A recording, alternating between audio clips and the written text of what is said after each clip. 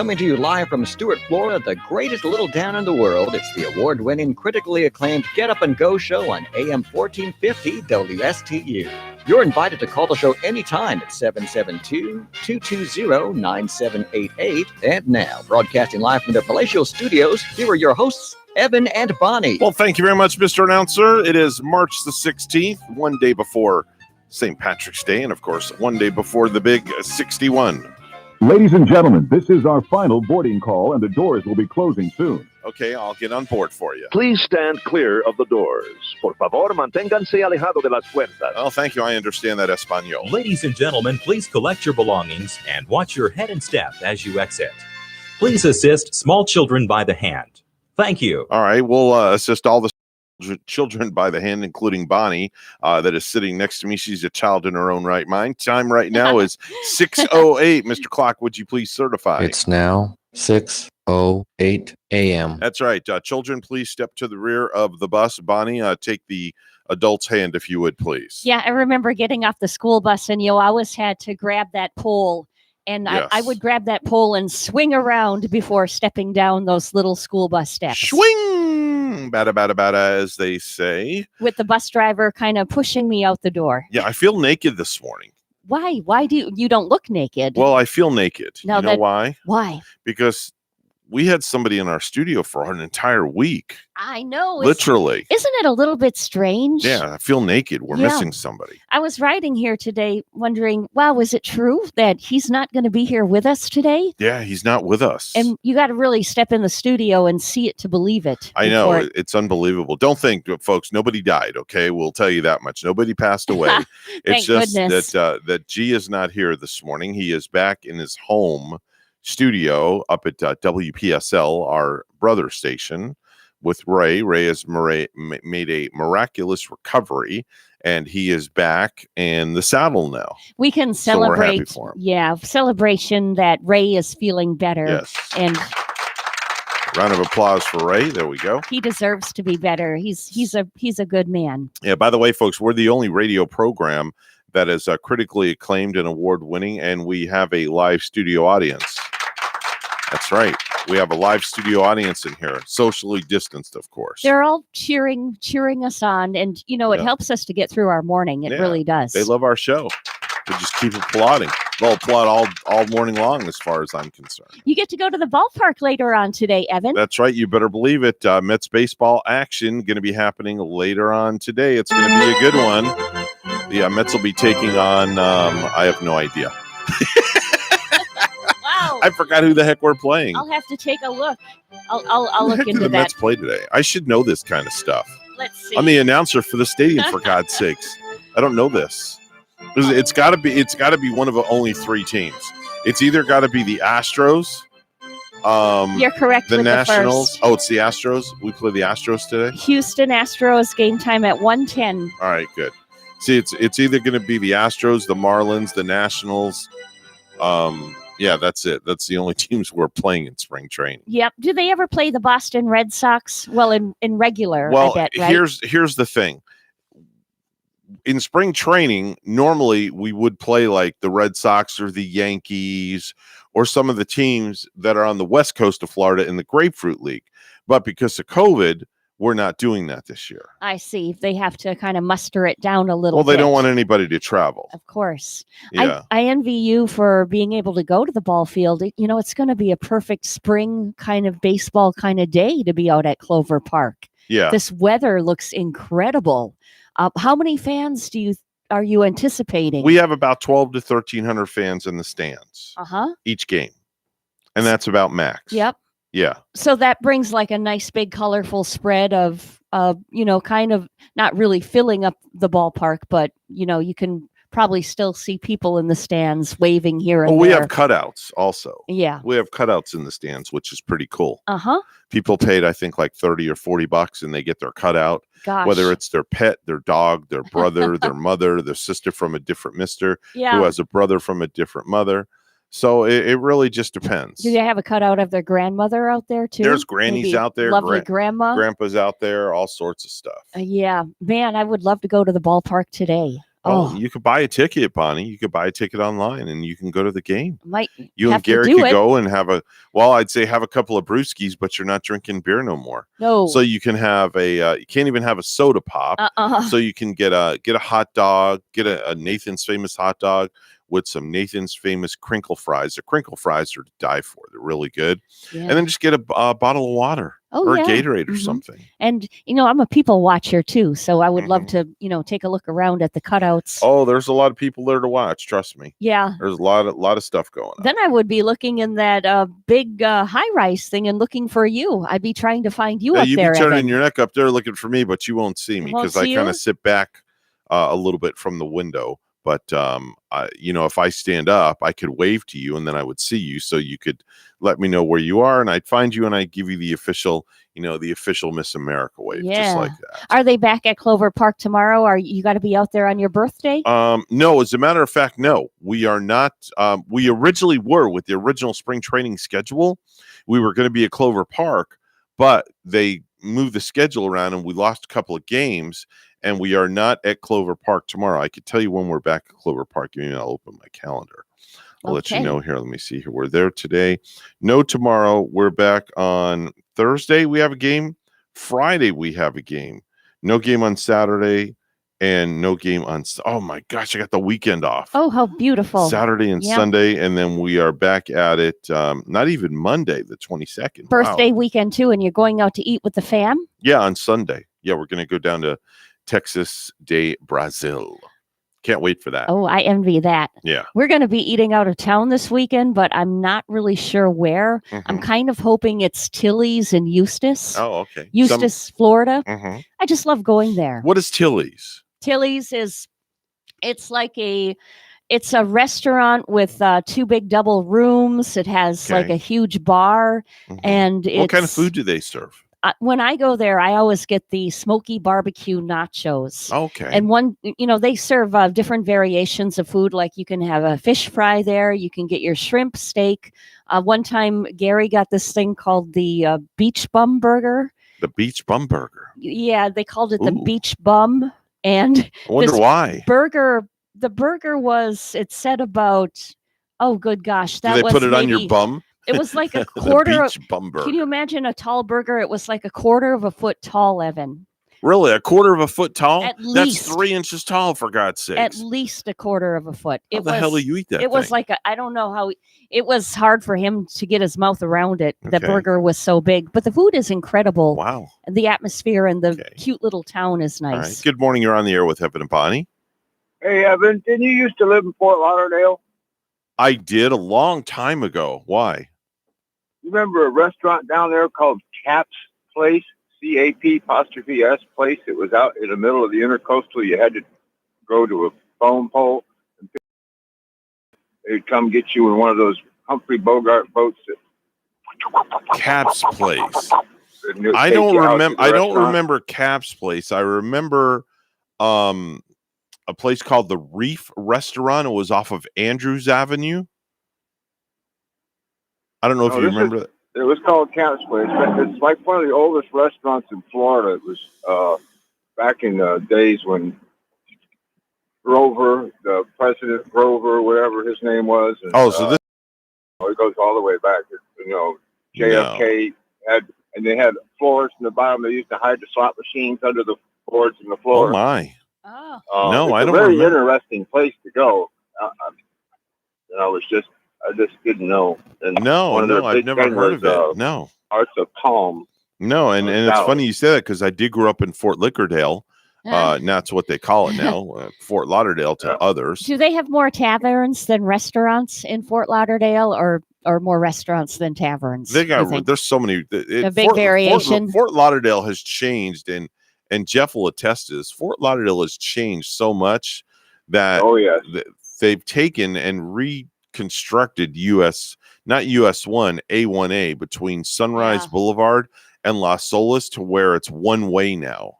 Really? Instead of two ways. Oh, man. It's crazy. That was the strip to cruise. If you wanted to cruise down there, that was the one to cruise. And I used to cruise that strip at spring break, hunting for chicks, as they called it. They were called Oh, chicks yeah. back in the day. That's the famous strip that we saw in the movies, like the 80s Yes. movies, like I think Revenge of the Nerds had Yeah. a couple of scenes in that. Yep. And there's one bar that is still there to this day. It's the only bar that's survived anything. Oh, what was the name of that bar? It's Oh, the God. Elbow Room. Oh, Yeah, I like the name of yeah, that. yeah. That's The Elbow Room on the corner of Las Solis. Did they serve elbow macaroni and A1A. cheese there No, too? it was a bar. They That's all it should. was. It was just a bar. Yeah. And across the street from there was what was it called? The Button on the Beach. That was like the place to go. The Button on the Beach. Then you had Penrod's on the beach. You had the candy store, home of the world famous wet t-shirt contest. Oh yeah. Which I proudly say this with lifting my right hand. I used to MC the wet t-shirt contest at the candy store. We used to watch that up north on That's MTV. a hard job, Evan. I swear you just had a problem. I'm so sorry. You know, it was really difficult. It was a very tough job to do, Looking in but those girls' eyes when you pour that water. Oh no, it was Jesus. so tough to look in their eyeballs. And when I you interview know. them and you ask them their name, it's you just got to the be hardest so job you professional. I wonder ever how did, many- I'm sure. I wonder how many girls look back on that now and say, "Gosh, I wish I wouldn't have been such a bimbo." Well, there was that, and then many years later, in the late '90s, or no, I'm sorry, in the 2000s, then they had what was called. Oh, where are you at again, Jeff? Jeez, what the heck was that? It was a Mustang with bad exhaust on. Oh, okay. Another Mustang. Another Lately, I Mustang. tell you guys are on the phone with me, and people pass me with the Wow. strangest sounding cars. Jeez. So what I was saying was, then back in the day, in like the mid 2000s, like 2010, 2005, 2010, I think it was, I don't remember. But I used to MC all the bikini contests at the bars. Wow. Where I was DJing down in Pompano and things like that. And they had these girls, they were called the Circuit Girls. And there was like 8 or 10 of them. And they would make their rounds to the different Every bars. one of them. Right. And Yep. what they would do is Yep. they would pool all the money together and then Ne- they'd split never it voted amongst for them. Yeah. So what did you have to do to be a circuit girl? Did you have to know a circuit girl already to become you part would of that just- in crowd? They just called them the Circuit Girls. It was a group of 5 to 8 girls that Yeah. got together, and they would go and do 3 or 4 bikini contests in one night. And the total prize money was probably $4,000 or $5,000 Ooh, by the time you go to the different bars. not too shabby. So when you have 5 girls at $5,000, Yeah. at the end of the day, one girl's going to win at least. One of them's going to get first place. So they pool all the money together, and they each walk away with $1,000. That's that's the right college thing to do, I guess. That's why It's they called them circuit girls, because they work the circuit. good, clean fun, and maybe get a little extra money for college Yeah. and for eating out We there. used to do that with the open mic contest. Mhm. My lead singer, Bubba, in the band, Yeah. and I would go down there and we would, do the lead thing. And we made $500 one day. Hey, That was you cool. can't complain. You Yeah. get together with a buddy of yours, you go and do 1 or 2 comedy clubs, and then you split the proceeds. And you know Yeah. what? It's a win-win for everybody. You know the song that we used to tear them up, and we'd get them, and he and I did this one really good, was Righteous Brothers. You've lost that love and feeling. Oh yeah, you've never Hands down. known. That Yeah. took every. That was they all just sing. like epic in Top Gun Yeah. when they sang that song. Yeah, that song made Yeah. everybody cry. Even the Yes. guys. Even the guys. Have Hey. you found in your DJ business what the number one song if you want to get people up to dance? What Oh. it used to be. Oh well, you know what? We have what's called hook songs, but it depends on the crowd. But one of the all-time favorites is "Old Time Rock and Roll" by Bob I was Seger. just going to say that. You took it right out of my mouth. That You is wanted the them to hook. dance, that's That is what the you play. hook of all hooks How to get about- people up. How about Celebration by That's another Kool one. and the Cool Gang? in the Gang. That's another one. Or Yeah. "We Are Family" Yeah. by Sister Sledge. And you know what gets me going is always, it takes me back to my club days, Pump Up the Jam. Oh yeah, pump up the jam, pump it up, pump it up. Yeah, don't. I like that even better than the Macarena, and the Yeah. Macarena always got us dancing. Yeah, the Macarena goes hand in hand with the slide, the cha-cha, the Cupid, the wobble, the Get Up song. All those songs go together. Yeah, we were down there before all that fancy dancing stuff was going on. I know. That's when music was good back in the day. Now, forget it. It's all just ridiculous. Oh, Is it really music, or is it all I know. like synthesized? It's just gone to hell in a handbag. Bad words. Are there musicians anymore? Are there people really playing the guitar, really playing the drums? Hey, Jeff, man, you have a great day. We got to get to news, Take care, buddy. man. Thanks Later. for calling. Bye-bye.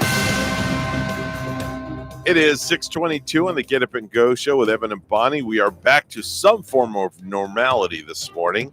Let's go to the news desk where Bonnie has the headlines. Good morning, Bonnie. Good morning, Evan. Florida's unemployment rate in January was 4.8%, down from 5.1% in December, and well below the national jobless rate of more than 6%. Florida continues to have high COVID-19 positivity rate, and here's WPTV's Todd Wilson. Neil Mitchell is enjoying a walk with his wife near Palm Beach. He's encouraged that Floridians 60 and older are now eligible for a coronavirus vaccination. I think there are a lot of questions that people have about the efficacy of different vaccines and which are preferred and which aren't preferred and so on. But I think it's all a step in the right direction. Mitchell says he does plan to get vaccinated. I probably will get the Johnson & Johnson. I'm going to take my time about it. I want to see how this all unfurls. So is it weeks? Is it months? But it won't be. I won't hold out forever. According to infectious disease specialist Dr. Klepper de Almeida, Florida still has among the highest number of new cases in the United States. Nevertheless, our numbers right now are about 25% of what we reached when we were at our peak. He says the vaccine rollout started out rough, but as the supply of the vaccine increased, the rollout improved. Florida is in the midst of spring breakers flocking to our beaches for sun and fun. The high numbers didn't deter Jemiah Hayes or Trinity Carroll. We canceled some plans here and there because of COVID, so we're just kind of chilling on the beach, trying to social distance. We're not going out to the bars and the clubs. Like, we just want to get a little tan on the beach, so I'm not too worried. So I think the best weapon that we will have against new inflow of infections, whether it be by spring breakers, by other visitors to the state of Florida, is to vaccinate our population. Dr. de Almeida says that he hopes Florida beats the national goal of vaccinating citizens of any age group before May 1st. In Palm Beach County, Todd Wilson, WPTV, News Channel 5. Negotiations over teacher salaries in Martin County remains ongoing nearly 9 months after Governor Ron DeSantis signed House Bill 641 on June 24, 2020.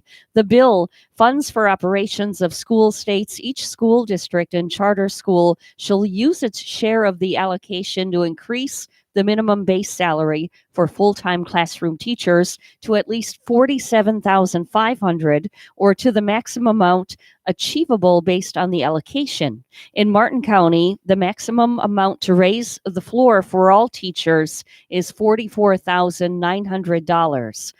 A statement from the Martin County School District reads, "The school board's goal has always been to have the money allocated to our district in the hands of teachers as quickly as possible. The district's proposal fully complies with the mandate of HB 641. One teacher said, "That's wonderful that their proposal meets the requirements of the law. It does not meet the requirements of the real world." The teacher added, "It's an issue that could impact which teachers decide to remain with the district." The IRS has relaunched its online to help you keep track of your next stimulus check. WPTV's Cameron Eppinger has the story. Well, if you're still waiting for that check to hit your bank account, all you have to do is grab your phone right now and go to irs.gov and click on the Get My Payment Now icon that's on the top of your screen. Now, once you're there, you're going to have information such as your social security number, a tax ID number, your date of birth, and address with the zip code. And then a message will appear that will tell you when your payment is set to arrive. Now, if you try to log on and you're prompted with payment status not available, keep in mind that this could be because your payment hasn't been processed yet. have enough information to send you a payment. Now, the online tool will be updated once a day, and the IRS is using the latest tax return information on file to help determine the amount you receive, which is up to $1,400 for most filers. Now, it's important to note that those who have their direct deposit information set up with the IRS will receive afterwards. Checks will be mailed out along with prepaid debit cards for those who qualify. Again, that link is irs.gov. And lastly, convicted murderer Ronald DeFeo died in prison on Friday. He was 69. He's the man who murdered his family in the house that later became known for the Amityville Horror. George and Kathy Lutz moved into the house a year later and moved out again in less than a month, claiming they witnessed all kinds of paranormal activity. Their book, The Amityville Horror, was a huge success when it came out in 1976. It was made into a movie with James Brolin and Margot Kidder in 1979 and remade in 2005 with Ryan Reynolds and Melissa George.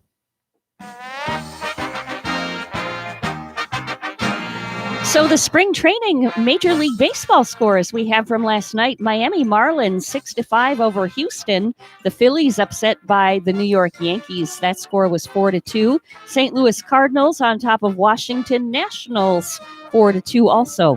Boston Red Sox, they lost by a run to Tampa Bay. The Cubs tying with the White Sox 4-all. The Milwaukee Brewers take a big hit. They lost to San Diego Padres by a lot of runs. That score was 13-3. Our news time is 6:28. We'll have weather and traffic together next.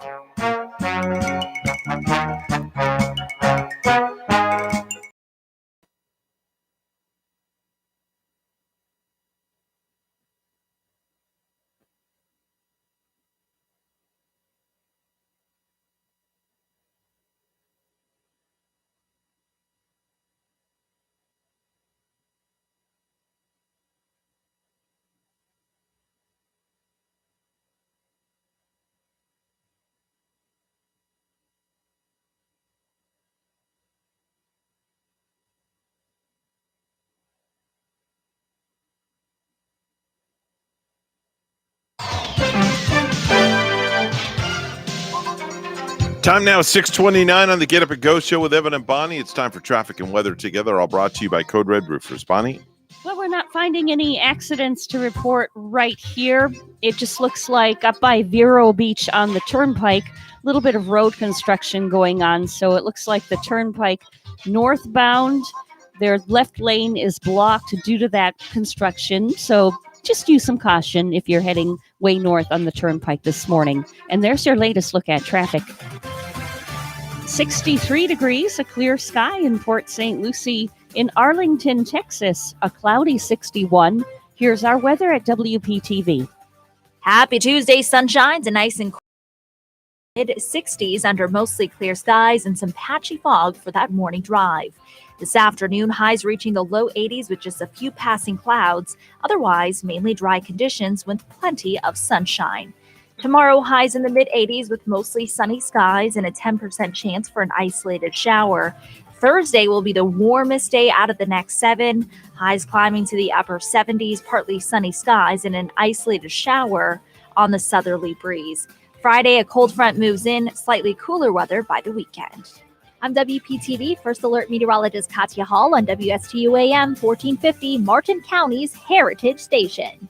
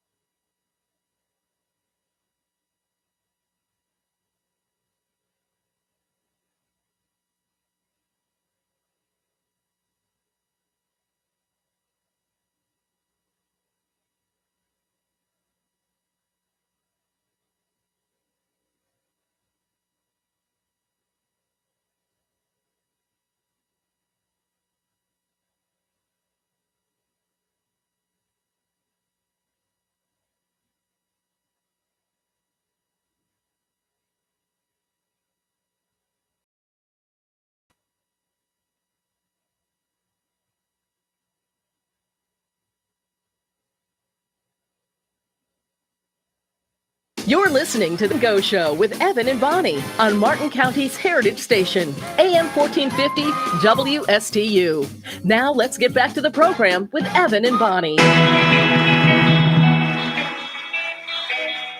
What would you do if I said this to you? You can't use my Netflix anymore.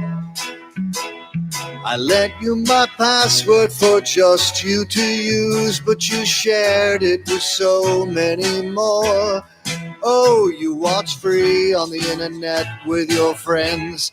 Netflix thinks that I'm stealing from them. I got news for you, it's going to end. But I'm in the middle of watching Ozark. You'll have to ask another of your friends. To finish the Queen's Gambit. That's because I changed my password again. So not gonna lie to your friend, don't try it again. This is the end.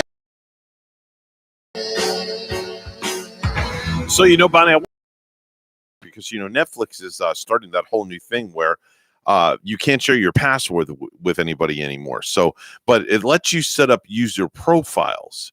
So I wonder if it's going to work where if you can have like 3 different user profiles and they can all be logged in.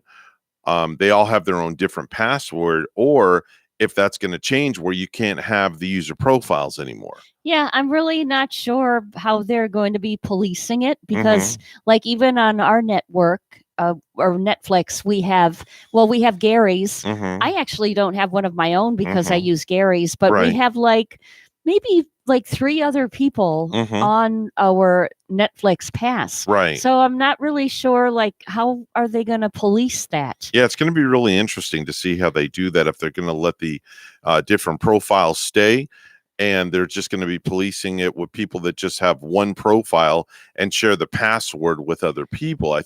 I'm hoping that's the way they're going to do it. I'm hoping that maybe the people on our profile are just going to be kind of grandfathered in and we could still go with it. I don't know, but people trying to steal too much Netflix, so that's probably why they're doing it. Let's do some viral videos.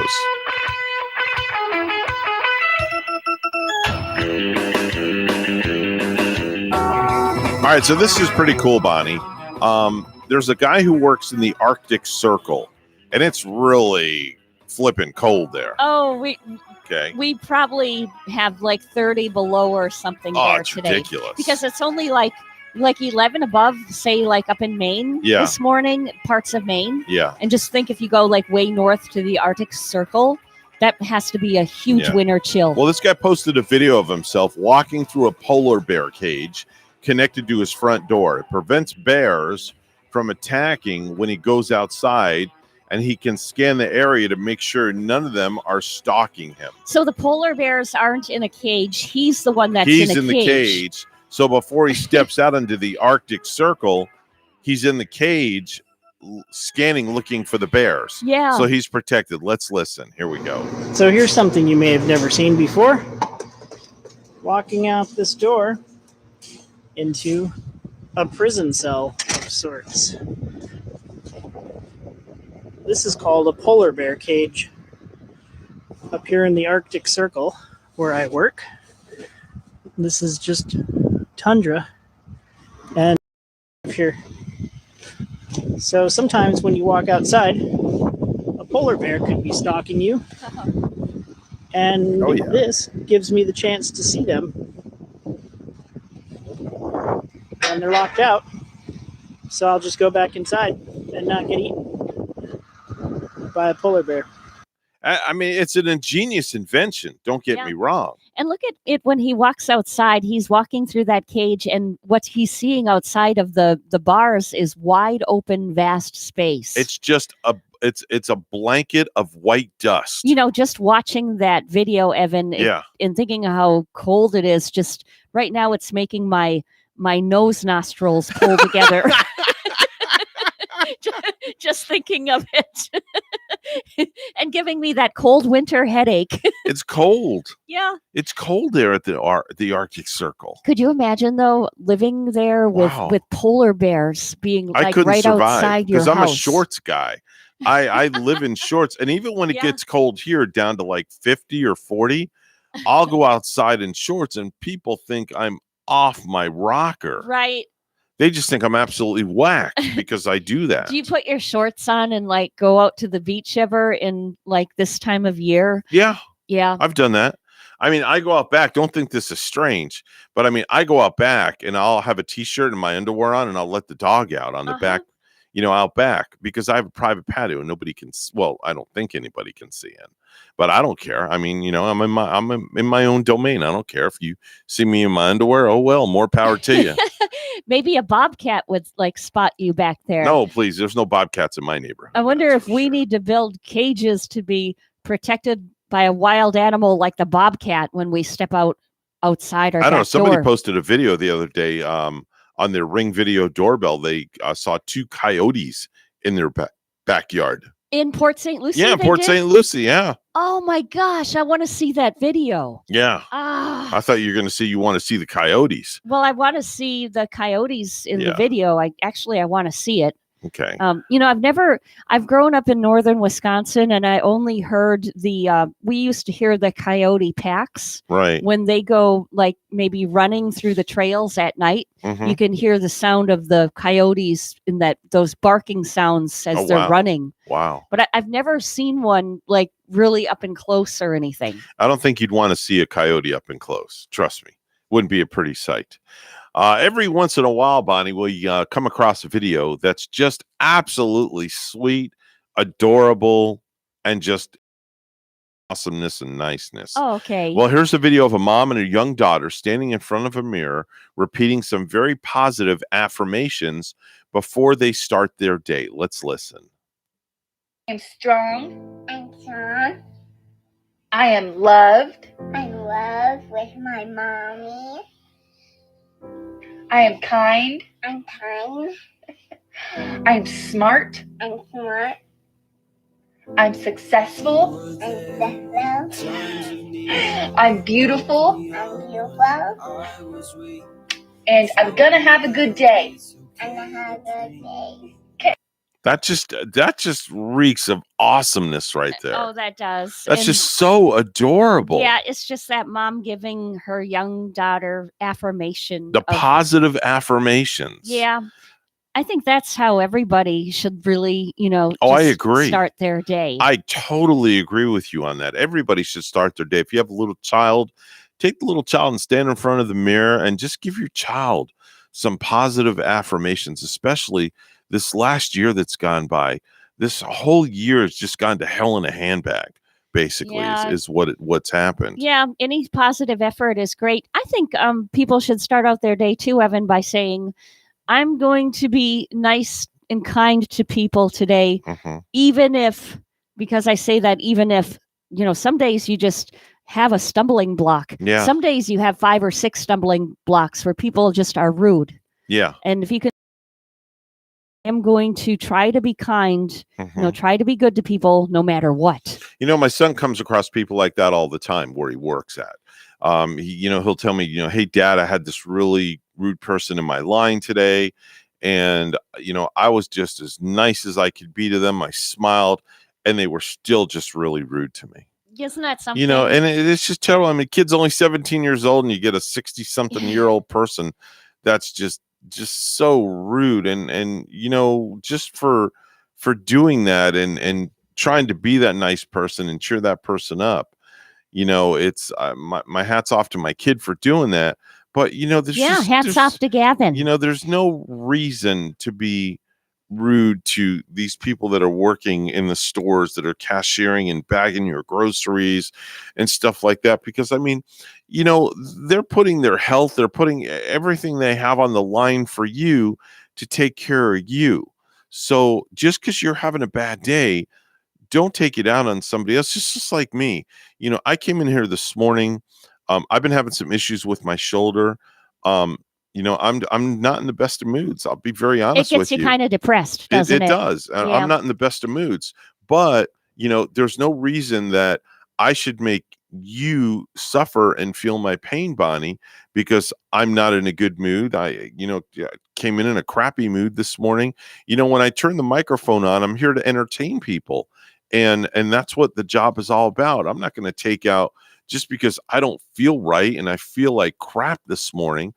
I'm not going to take it out on you because that's not fair. It's not right to you to do that to you. You know, I think we're like in a sort of a time here where every technology is like right here at our fingertips, and we are the society now where we get everything like right away. Exactly. So I think patience has run low, and you know, even if a cashier gives you back the wrong change or some sort of thing, or maybe I ran into it yesterday. I was out doing some clothes shopping. And the gentleman at the counter was kind of older, new to where I went, and I couldn't understand his accent. Right. And I couldn't understand him. But, you know, it's just like, wow, I had to be patient here. So the lady behind him was kind of like interpreting for him. Right. And, you know, it's just like, come on, Bonnie, you know, take a step back and be patient with people because like they're only trying to. Exactly. It's just like if you go to a restaurant, you sit down, you order food, you order, you know, let's just say you order breakfast or you order something, and the waitress brings your food out and the food is not right. Now, it's not the waitress's fault that the food didn't come out right. Unfortunately, she is not the one that cooked the food. The cook is the one who cooked the food. So, you know, in that scenario, you just politely say, hey, my food is wrong. This is what I ordered. Could you please, you know, make it correct for me? This is the way I would like my food. It's not the waitress's fault. She didn't, you know, she wasn't slaving over that stove in the back. You know, if like some food is wrong or not cooked right, I've seen to where maybe that one person will be so aggravated that they'll get their whole party to get up and leave and go to another restaurant. I used to be like that. Yeah. I used to be that person. I used to be that person that if my food came to me and it wasn't right, and my wife will attest to this, I would pitch a fit. I was that guy. But you know what? Now that I've learned this as I'm getting older, I find myself being much nicer to people. I find myself being more courteous to people. I find myself having a little bit more patience depending on the situation. I went to the speaking of patience, I went to the I renewed my tags yesterday. Oh, So, yeah. Yeah, so I went to the I got that done last week. I went too. to the clerk of the court's office over in St. Lucie in Tradition over by my church, Christ Fellowship. Right. I had an appointment. I went in. They take your temperature. My friend was actually working the deputy shift there. He's a deputy sheriff for St. Lucie County. So he was working the shift. Now, I didn't want no favors just because he's working the shift. Sure. You know, I want to wait in line like everybody else. You know, the fair is fair. So I went in, and the gentleman that was checking people in said, just wait outside. We're not allowing anybody in until it's your time for your appointment. So they had one side for appointments, and then they had another side for walk-ups. Now, the walk-up side, forget it. You're there all day. It's the best thing to do is make an appointment. Have the appointment. Yeah. You know, I went to the one on Walton Road in Port St. Lucie, and they made it absolutely painless. Did you have an appointment? For 9:40 last Wednesday. Right. So I went in. They took me in right away. It was incredible. Yeah. They asked me what I needed, and there was like a special lady right there that took me right back right away. Yep. I was in and out. I want to say in 15 minutes, I was in and out. I got in. They did the temperature check. Then they said, stand over here. There was one lady in front of me. She got taken. Then I got taken, renewed all 4 of the vehicles, registrations, and I was out. Painless, don't they? I think they have it together like a well-oiled machine. Yep. Because I didn't have any, anything to complain about when I walked out of there last week. But just have patience, folks. You know, have a little patience. Things are going to take a little longer to get to you. And if it doesn't come right, you know what? Instead of complaining and yelling and screaming and causing a scene, just ask for it to be rectified properly for you. And just use the word please. Ask and ye shall receive. Yeah, just use the word please goes a long way nowadays. I've learned that. I've learned by, instead of ordering, like the last couple of days with my shoulder, I've tried to be extra nice to my wife. Yeah. Because, I'm in a lot of pain. Has she been being extra nice to you? She Evan? actually has. She's really been, my wife has been a trooper. If I need the BioFreeze rubbed on my arm or something, I'll ask her, could you please rub some BioFreeze on my arm for me? Oh, she had cold hands after that. Well, didn't no, she puts a glove on. Oh, does she? Yeah. Anytime she uses any of that BioFreeze or Icy Hot or Bengay or anything, she'll put a rubber glove on. I use it at work with my bare hands, and I love it. Yeah. I do. It helps a little, it takes the edge off. I took a couple of Tylenols this morning, and I didn't BioFreeze up this morning. I'll do that a little bit later on. Anyway, it's 6:49 news time. All brought to you by our good friends at St. Lucie Jewelry and Coin. For the best deals in town, make sure and go visit Hawk Levy at St. Lucie Jewelry and Coin. Here's Bonnie with the headlines. Good morning, Bonnie. Good morning, Evan. WPTV's Capitol reporter Forrest Saunders tells us the economy continues to improve. I was scared to death because, basically we were already living paycheck to paycheck. For Lee Van Pelt, the pain of 2020 is finally starting to fade. There is light at the end of the tunnel, and I'm starting to peek through and see it. Though COVID protections furloughed the market researcher from her job, cut her hours after, and buried her in bills. For the first time in a long time, I feel like I have a reason to get up in the morning. Van Pelt has her feet back under her again. She started her own business and is slowly climbing out of debt. I'm feeling so hopeful. I really am. She's not alone. The latest state unemployment data for January showcasing some promising statistics. Jobs are continuing to be added back into our economy. Florida's unemployment dropped 0.3% in a month, now at 4.8%. That's better than the national average and a big fall from the state's peak in May. Officials say Florida gained 1,700 private sector jobs. Construction, trade, transportation, and utilities seeing the biggest growth. But leisure and hospitality continue to struggle, losing 9,800 positions. There were some additional layoffs in the tourism industry related to some of the theme parks. Moving in the right direction, but isn't there to January of last year? I just feel like we're really on the right track. And Van Pelt is very happy to no longer be one of them as the state continues its recovery. I'm really looking forward to getting things back to the new normal. Authorities said a murder case in Martin County ended with the victim's son shot and killed by police in Brevard County. When Martin County deputies were called out to the Crane Creek neighborhood of Palm City to do a welfare check on Sunday, it quickly turned into a homicide investigation. We did find she was deceased and she had died from an apparent gunshot wound, said Martin County Sheriff William Snyder. 61-year-old Christine Ruffin's body was found inside her son Christopher's home. Deputies were sent there after learning that Christopher Ruffin and his girlfriend were up in Palm Bay and that Ruffin had pointed a gun at the girlfriend in their car before running off. That led to a manhunt and eventual confrontation with police. Officers arrived along with deputies, challenged the individual to drop his firearm, and a shooting ensued thereafter, said Palm Beach Police Chief Nelson Moya. Ruffin died at the hospital. He was known to Martin County deputies who had interacted with him twice in the previous month. Sheriff Snyder said this is at least the third or fourth incident just this year involving mental illness that ended in a violent police action. PGA National is hosting many of the world's best golfers this week and welcoming them back to Palm Beach County and details. Players are starting to arrive here at PGA National, and there are practice rounds and pro-ams happening, but no crowds until Thursday. Fans are not allowed because crowds will be limited due to the coronavirus pandemic, but organizers are still confident this tournament will be a success and a big boost to the local economy. This week, PGA National hosting many of the world's best golfers, them back to Palm Beach County.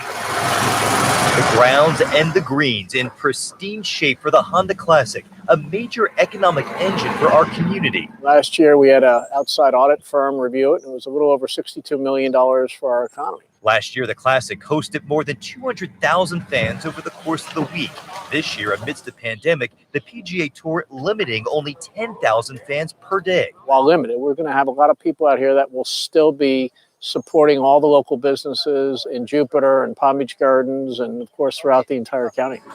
La Masseria in PGA Commons says the Honda Classic always helps drive a bump in business every year. We're actually fully booked all week outside, which is great. We're still accepting reservations for inside. With it being season and the Honda Classic back this week, the Authentic Italian Cuisine restaurant predicts sales will be up about 20%. We definitely have full staff. Everyone's working 6-day week. The Classic may look a little bit different this year because of COVID, but it's felt. We've worked hard literally since last tournament, and we've had a great turnout. There's a lot of enthusiasm in our community for the fan base. And those fans will be watched closely while out here this week. Facial coverings are required unless you are eating or you are drinking. And with the fan base limited, the tournament is still expected to sell out. At PGA National, Ryan Hughes, WPTV, News Channel 5. And lastly, Miami Beach mayor is calling for the entertainment district to go after another chaotic weekend arrest. Dan Gelber delivered his 2021 State of the City address yesterday morning, in which he spoke about changing the city's nightlife culture after this past weekend led to almost 150 arrests. Gelber said he is committed to a substantial increase in police officers and that he has asked Miami-Dade County to add additional county officers to areas of high tourism.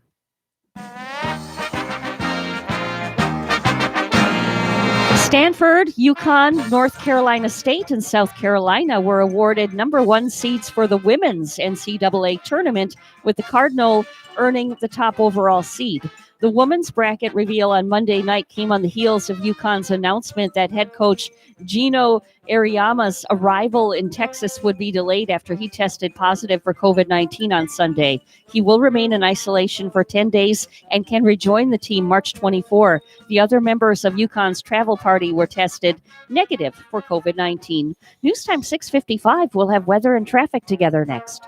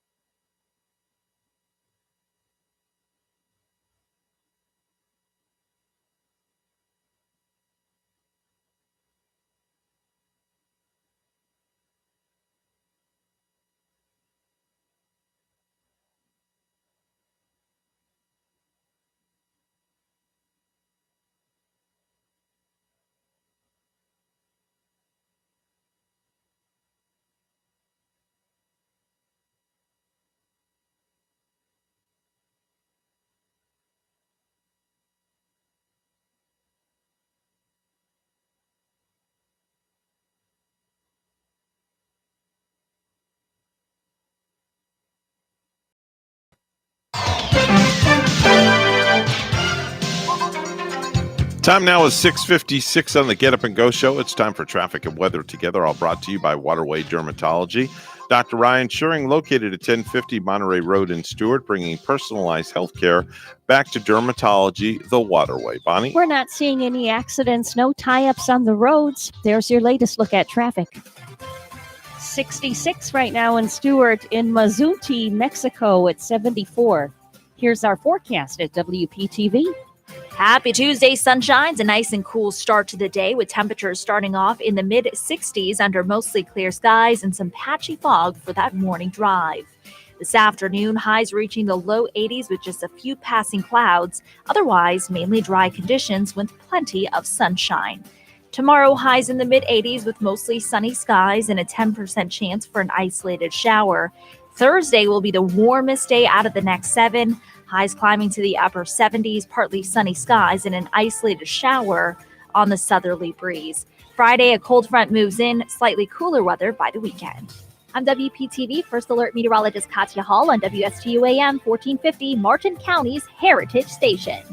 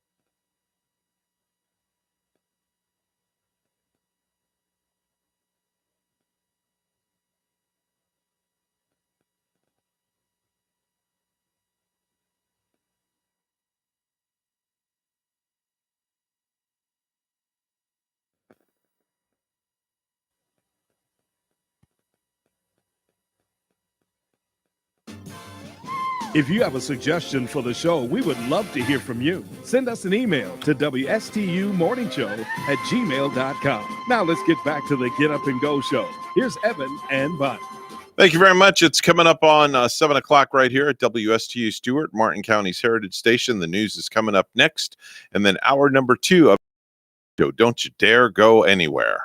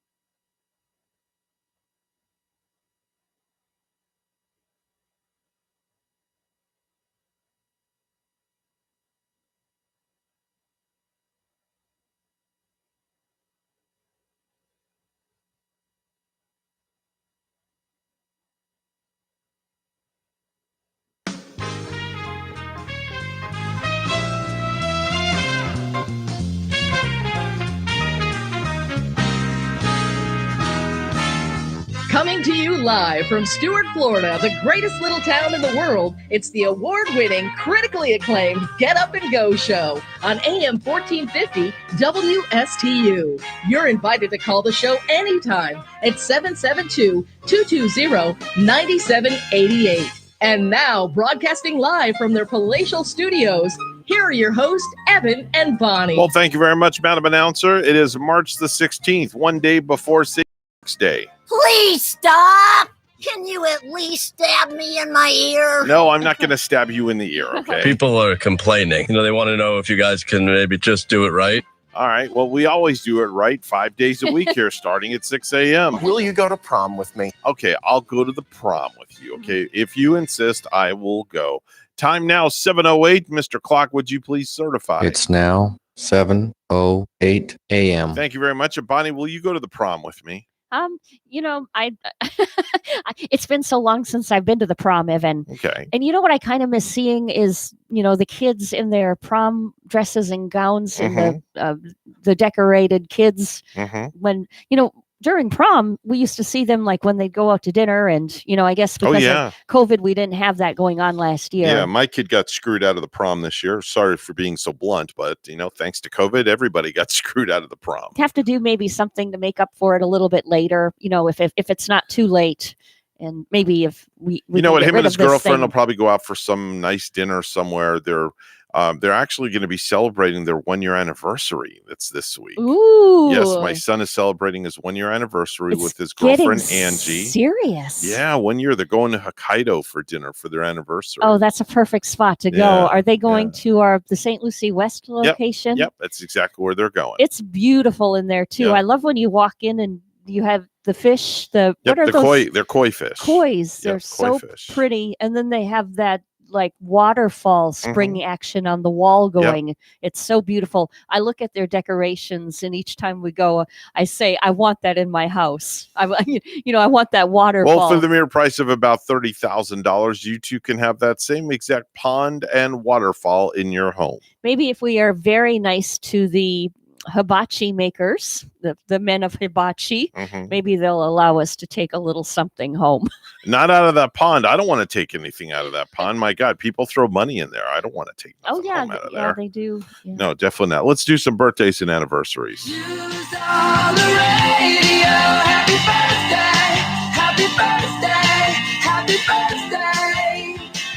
All right, Bonnie, what do you have for us first and foremost for this March 16th? Oh, I have an intern celebrating today from years back. His name is Alex King, and he was just an aspiring young man that used to intern with me at the music station. And just a great young man, and I know he's going to succeed, if not succeeding already. Young man of the world and aspiring Alex, happy birthday. Very nice, very nice. Tyrell Jackson Williams, 24 years old. That's Leo on Disney's Lab Rats. Wolfgang Van Halen is 30. Oh, That's yeah. the son of Eddie Van Halen and Valerie Bertinelli. Yep, just lost his dad last year. Yep. And he came out with a song too that was dedicated like to his dad. And I did take a listen to it, and it's kind of the song where I give a big thumbs up because the first time I took a listen, I loved it. You ever listen to a song and you don't like it right away? You got to play it again and again to appreciate it. Over and over and over and over. I just liked this one instantly. Okay. So good for Wolfgang. Very nice. 30 today, huh? Yes, 30 years Wow. old today. Blake Griffin is 32. That's the former LA Clipper and Detroit Piston. The R&B singer Jen Aiko is 33. Alexandra Daddario is 35. That's the brunette with the piercing blue eyes who plays Summer Quinn in the Baywatch movie. Wow, I think I remember her. Yeah. Tim Kang is 48. That's Detective Katsumoto on Magnum PI. Alan Tudyk is 50. That's K2SO on Rogue One. Not sure. Oh, Rogue One. Yes, Was Rogue in One. Rogue One. Yes. What? So who is 50 from Rogue One? I remember. Alan Tudyk. I remember seeing the movie with Gary and Topanga. Yes, Alan Tudyk. Alan Tudyk, and who does he play? Plays K2SO. K2SO. In Rogue One. Lauren Graham is 54 today. That's the Gilmore Girls mom.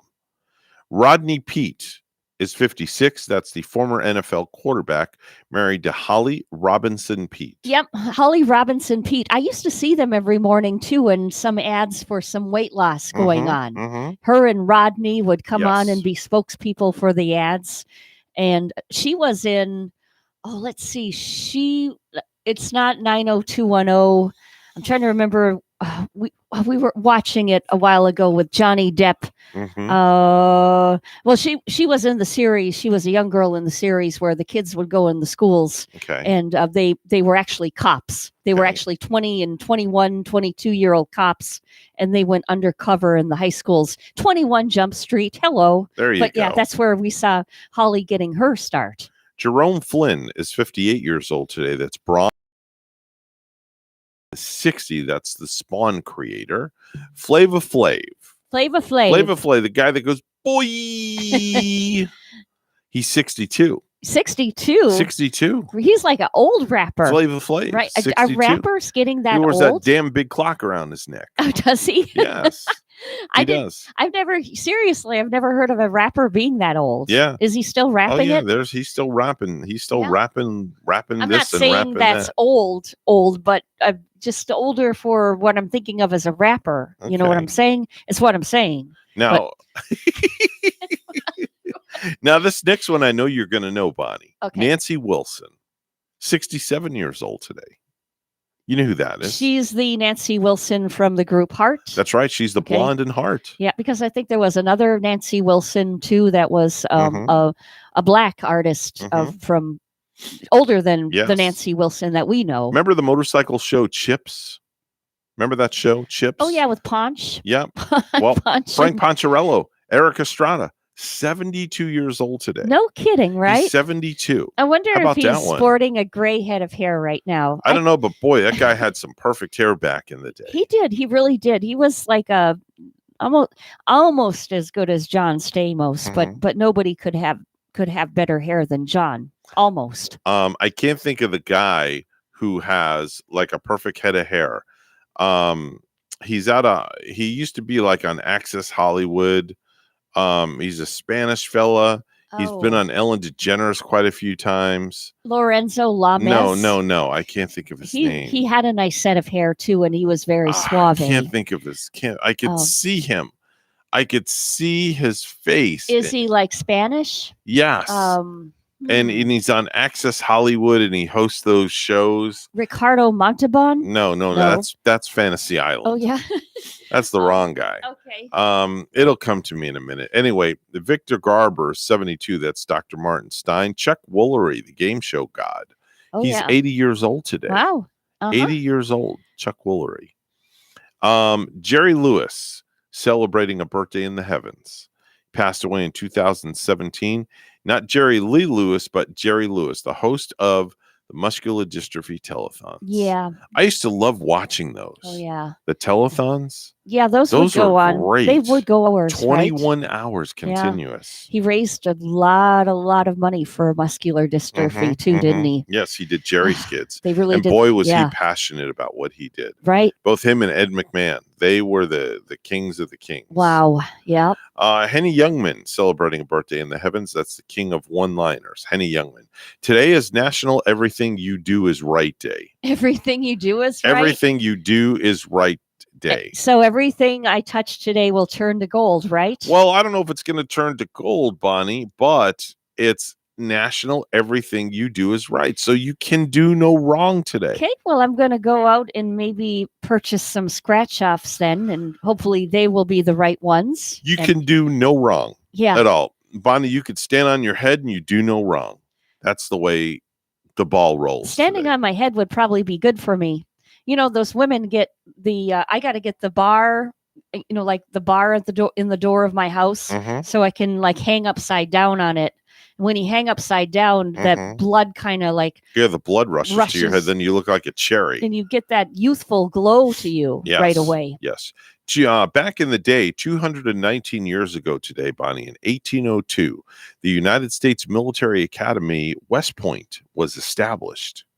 What year was West it? Point in 1802. 1802. 1802, Really? 200 years ago. That long ago it Yeah. was? I thought you said 1902 at first. No, 1802. That's really long ago. Yep. Yep. West Point, huh? Yeah, West Point. 50 years ago in 1971 at the 13th Annual Grammy Awards, Simon and Garfunkel's Bridge Over Troubled Water won Record of the Year, Album of the Year, Song of the Year, Wow. Best Contemporary Song of the Year, Best Arrangement for Accompanying Vocals, and Best Engineered Record. Mhm. The Carpenters also won Best New Artist. And Martin Luther King Jr. won a Grammy for Best Spoken Word Recording for Why I Oppose the War in Vietnam. Wow. Wow. Yep, 1971. Unbelievable. 30 Yep. years ago today in 1991, Eddie Van Halen and Valerie Bertinelli had a baby boy in LA and they named him Wolfgang after Wolfgang Amadeus Mozart. I like Valerie. Mhm. Valerie Bertinelli. Right. She's just like a sweetheart. Also, 30 years ago today, in 1991, Reba McEntire's tour manager and 7 members of her band were killed along with 2 pilots when their chartered plane crashed in the California or the Mexican border. What a tragic day for Yeah. Reba and members of her entourage, right? Yeah, and the only reason Reba survived is because she had taken a different plane. Isn't that something? Take a separate plane. Yep. So 16 years ago today in 2005, Robert Blake was found not guilty of the 2001 murder of his wife, Bonnie Bakley. Bonnie Bakley. Mhm. 4 years ago today in 2017, Ray Davies of the Kinks was knighted at Buckingham Palace by Prince Charles. Oh, was he? Yes. Ray Davies, right? Ray Yeah. Davies. Yes, David. Did I say Davis or Davies? Davies. I I'm think sorry. you said it right. It's Okay, Davies. Ray Davies Yep. of the Kinks was knighted at Buckingham Palace by Prince Charles. What year was that? That was in 2017. No kidding. It was 5 years ago. Uh-huh. Yep. The Kinks, they're a pretty good band. For sure. Hi, good morning. You're on the air. Good morning, guys. Good afternoon, George. How are you?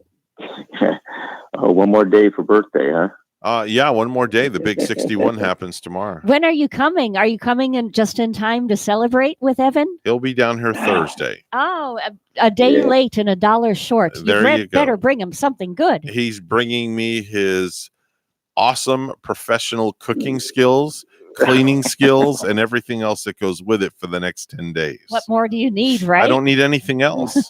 I mean, he cooks, he cleans, he does everything. He wears an Yeah. apron, the whole 9 yards. And by the way, I made sure to make sure that we had a turkey baster in the drawer, just so you know. Yes. So there Oh my is gosh. there is a turkey baster in the drawer. We found it, and the wife washed it out, and you're good to go to cook that bad boy. Oh, my So goodness. I guess what's today? Today's Tuesday. So when do I, if we're going to eat turkey on Saturday, when do I need to take the turkey out of the deep freeze? When did I tell you? I don't remember, I think George. it was Thursday, I'm going to be. right, I'm George? pulling the age card. I'm going to be 61. I don't remember I'm when gonna you told me. guess late tomorrow afternoon. Yeah, tomorrow. Yeah. Okay, so I Tomorrow. take the turkey out of the freezer tomorrow. All right, hold on. Let me open up my calendar. George, I got to make a note here. you're talking about the turkey baster. George is probably just wondering if you have a corkscrew ready in the drawer to open the wine, right, George? We don't drink wine. You we don't don't like drink wine? No, we don't No? drink wine. They all wine there. Yes, we do. All right. So tomorrow at probably I'll say 2 p.m, I'll take the turkey out of the freezer. Okay. And then you let it sit out for 24 hours, right? Yeah. And then on Thursday at that same time, I'm supposed to put the turkey in the fridge. Let me take care of it after, because I'll be there. Oh, I've been forewarned. Don't touch the bird. The bird's happy that you're coming, George. And I did I went to the Amish and picked up some fresh eggs. Oh, you did? You're bringing fresh eggs down? Are they brown? Yes. Are they the brown ones? No, they're pink with purple polka dots, Bonnie. Oh, No. They colored them on Easter. So let me ask you a stupid question. What is the I'll give you a difference? stupid answer. Okay, good. What is the difference between an Amish egg and an egg I buy at the store? Amish eggs, okay, they don't feed the chickens anything that has any pesticides or anything like that. Oh, Mario you know. Lopez. That's the Wow. guy's name. It just hit me. Oh, Mario. Mario Lopez. That's the guy that's got perfect hair. Oh, the Saved by the Bell kid. Yeah. Yes, he does. And he Yes. still does It to just this hit me. day. Sorry, George. I don't think he's lost it Anyway, there. back to our egg conversation. Boy, Go that ahead. came out of left field. Well, we're trying to think of this guy. I get lost in Mario Yeah. Lopez's dimples. Yeah, from I'm sure time you to get time. lost in Mario Lopez, period. Who doesn't? I guess he is a cutie. Yeah. So anyway, go ahead. Cutie. Finish what you were saying, George, because we got to get to Oh news.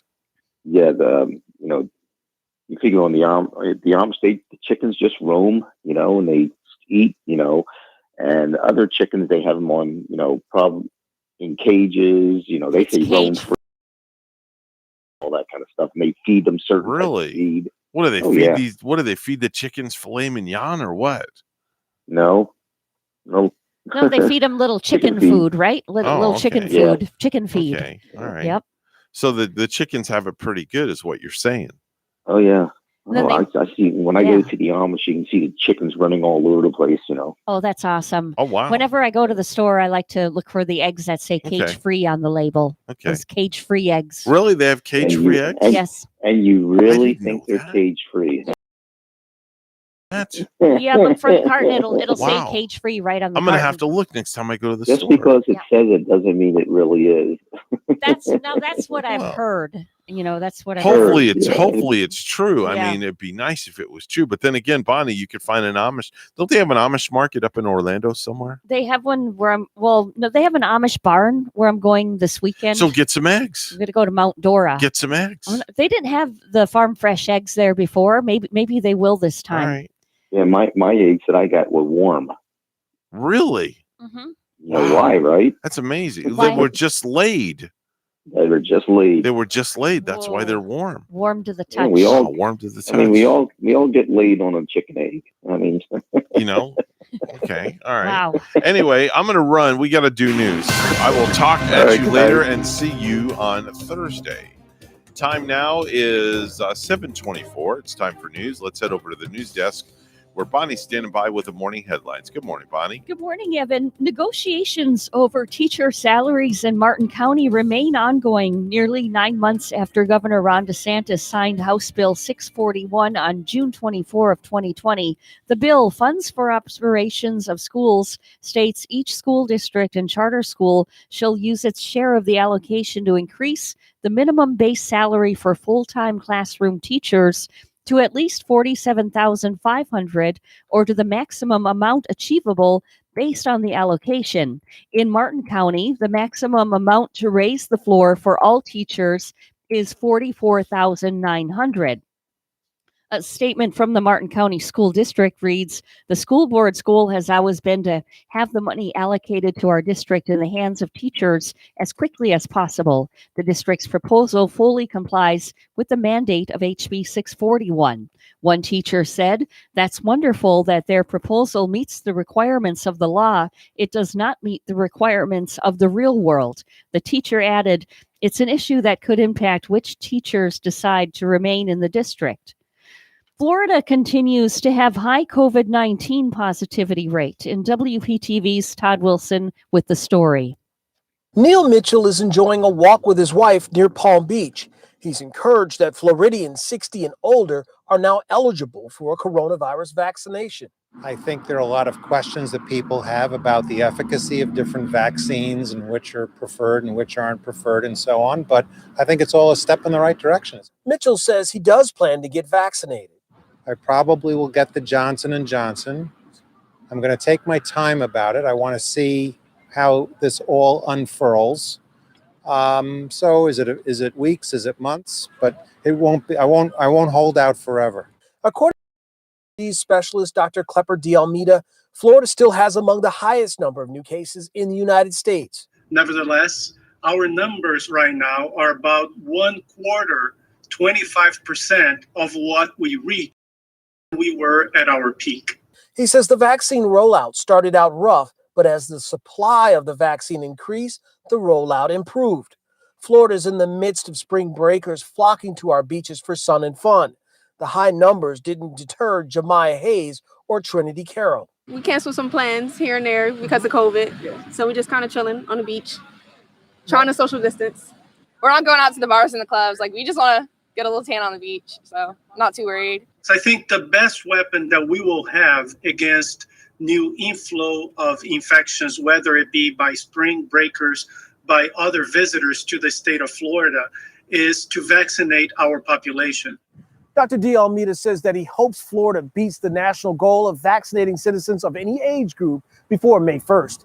In Palm Beach County, Todd Wilson, WPTV, News Channel 5. Treasury Secretary Janet Yellen says the U.S. could reach full employment next year and do it without inflation. Florida GOP Senator Rick Scott says that doesn't make any sense. Scott tells Fox News we're experiencing inflation right now. Inflation's happening. Look at gas prices. You don't think that's inflation? And who's that hurt the most? The poorest families. Look at food prices. They're up. Look at housing prices. Housing prices have skyrocketed around this country. On word that the Biden administration is considering a $2.1 trillion tax hike over 10 years, Scott says any tax hike will hurt poor people the most. Florida's Attorney General is filing a lawsuit against the Biden administration over immigration policy. Ashley Moody says a directive stopping the roundup of illegals in the state is illegal, a violation of federal law. The Department of Homeland Security issued a memo ordering federal immigration officers to focus on felons and gang members, not all illegals, and to shift resources to dealing with the pandemic. But Moody says that puts the safety of Florida residents at risk and will cost the state millions in potential crimes committed by undocumented residents. I'm Chris Trankman. And lastly, a woman in England fat-fingered her phone and accidentally friended a guy on Facebook. Then they got to really liking each other. They started dating, and now they're talking about marriage.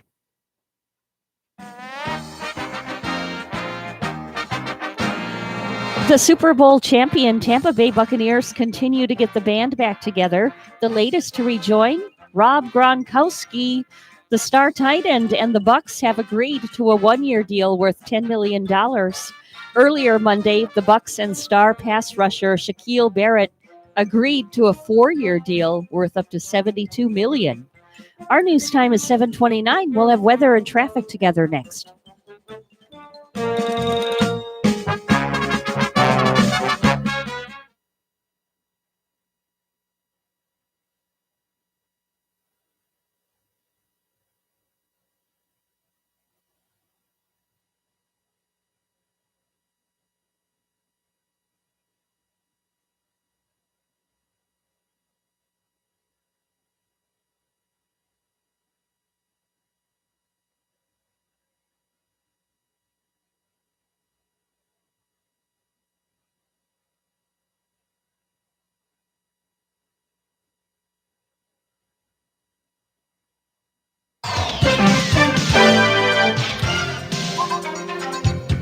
Time now is 7:30 on the Get Up and Go show with Evan and Bonnie. It's time for traffic and weather together, all brought to you by Code Red Roofers. Bonnie? We have a nice clear ride on this Tuesday morning. So, if you got to be there by 8 o'clock and if you're just heading out the door right now, just take it easy, slow down. If you're going to get there on time, we're not finding any accidents. We're not finding the tie-ups on our roadways. There's your latest look at traffic. It's a clear sky, too, in Port St. Lucie and 64. In Rouen, France this morning, showers and 47. Here's our forecast from WPTV. Happy Tuesday, sunshines, a nice and cool start to the day with temperatures in the mid-60s under mostly clear skies and some patchy fog for that morning drive. This afternoon, highs reaching the low 80s with just a few passing clouds. Otherwise, mainly dry conditions with plenty of sunshine. Tomorrow, highs in the mid-80s with mostly sunny skies and a 10% chance for an isolated shower. Thursday will be the warmest day out of the next 7. Highs climbing to the upper 70s, partly sunny skies and an isolated shower on the southerly breeze. Friday, a cold front moves in, slightly cooler weather by the weekend. I'm WPTV First Alert Meteorologist Katya Hall on WSTU AM 1450, Martin County's Heritage Station.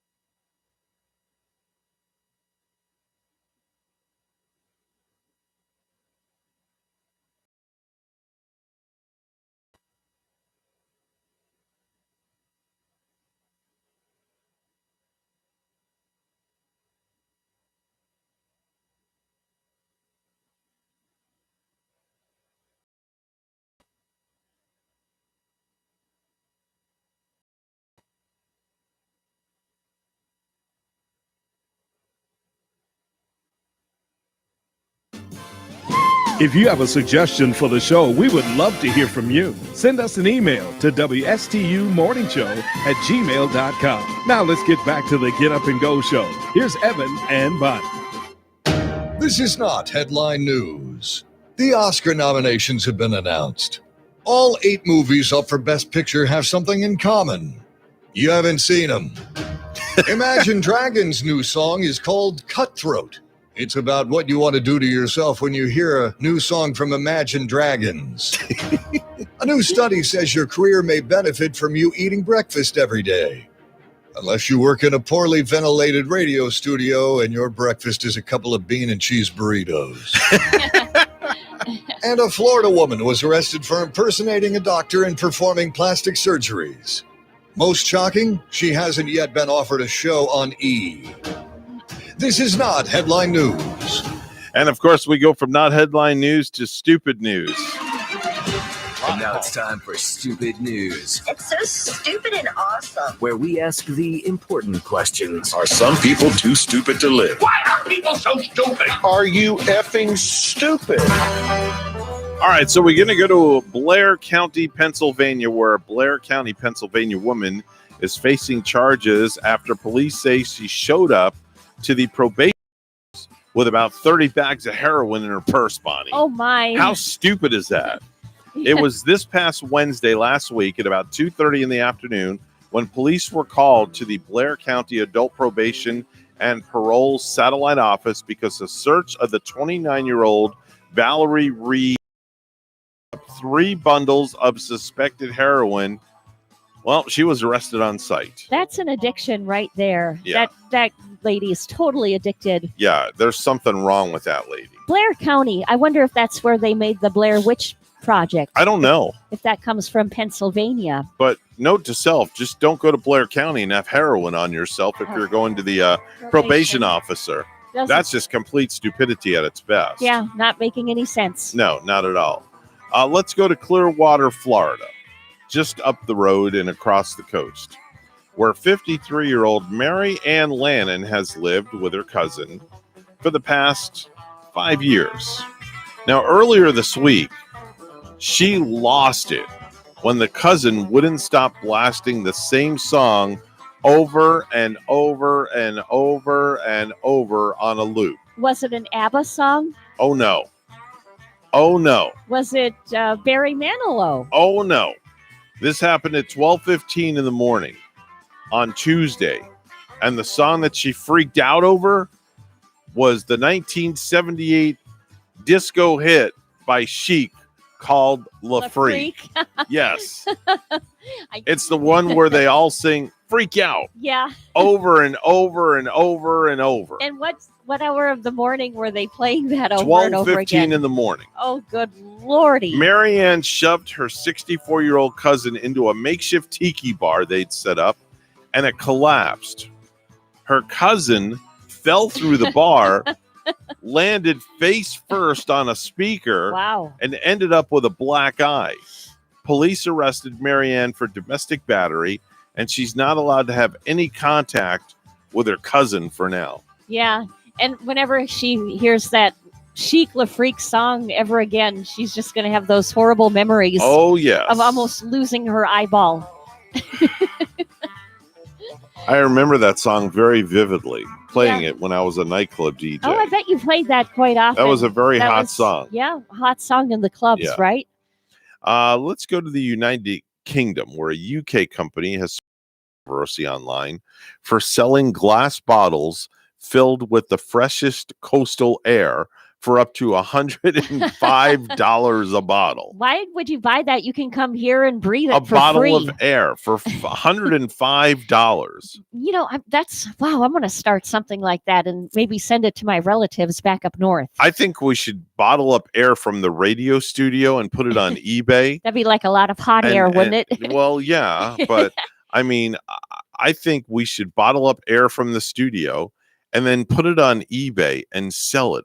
A bottle of the Get Up and Go show fresh air. Because we are like a breath of fresh air. You know what? every I'm going to morning, try. I'm going to aren't try we? that just for sake. Just for kicks? Yeah, just for kicks. I'm going to go buy a small little bottle, bring it in here, and I'm just gonna like wave it around like this, Uh-huh. and then put the lid on it. Okay, seal it tight, and then I'm gonna put it on eBay and see what happens. See what it'll do. And the Why proceeds not? I'll donate to charity. Wow. I'll donate the proceeds to charity. Huh. So the company is called Coast Capture Air. They started bottling fresh air and selling it as a souvenir and a talking point about the importance of clean air era.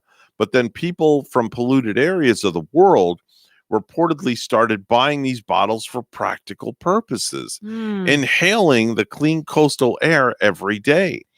They told the company that it helped counter the harmful effects of air pollution, so it kept selling it and even attached a price tag that seems staggering for what is essentially an empty glass bottle. $105 for a bottle of fresh air. Yeah. What do you think would happen if we did that, Bonnie? If we If tried I put a to bottle sell- of fresh yeah. air on eBay from the radio studio, fresh air from the Get Up and Go show, Yeah.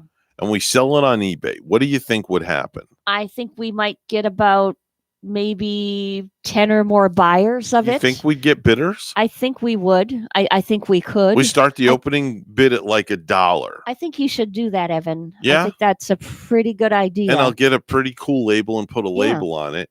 And then if the bidding gets up, somebody's going to be stupid enough to buy it first and foremost. But you know, the money I'll donate to a charity. I'll let you pick a charity of your choice, and we'll donate the money to charity. Okay, maybe we could do it to like a fine charity right around here. Yeah, and on the Treasure Coast. On the Treasure Coast, it would be. maybe the Treasure Coast Food Bank or something like that. Yeah. You know, I'll let you. That's a pretty good idea. I'll let you pick the charity. Maybe the Humane Society or Yeah, the that's another good one. Cats and Dogs Cats Forever. and Dogs Forever. That's another great one. But could you imagine we bottle up? Do we have any bottles here? I mean, I'll do it right now. I'll bottle up the fresh air now. I don't. You I know, just have my. I'll have to go get. We can't do that because No. your coffee's in there. Yeah. I'm gonna have to go get a small little bottle with a cork, and we'll cork Yeah. up some fresh air. We'll cork it. We'll cork up some fresh air, and then we'll put it on eBay. I'll make sure to and- brush my teeth tomorrow. Yep. I won't forget. We'll do a 10-day. We'll do a Yeah. 10-day auction, and we'll put it up on eBay, and we'll donate the money to charity. Nice. Right, and we'll see what happens. Why not? We should just try it. You know, it'd be crazy if it got up to like a couple $100. It would be crazy, Right? But it'd be nice for that charity that we're giving it to. Yeah, that's true. Yeah.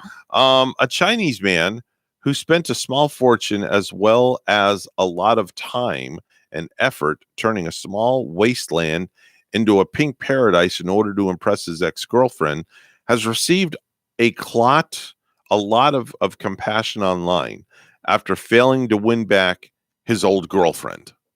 So he found it like a dump site and he turned it into a princess castle or something. Yeah, it's fair to say that Xiao Chu is the guy's name. He's a young man from the Hetu village in China's Guangdong province, went above and beyond to win back the heart of his ex-girlfriend.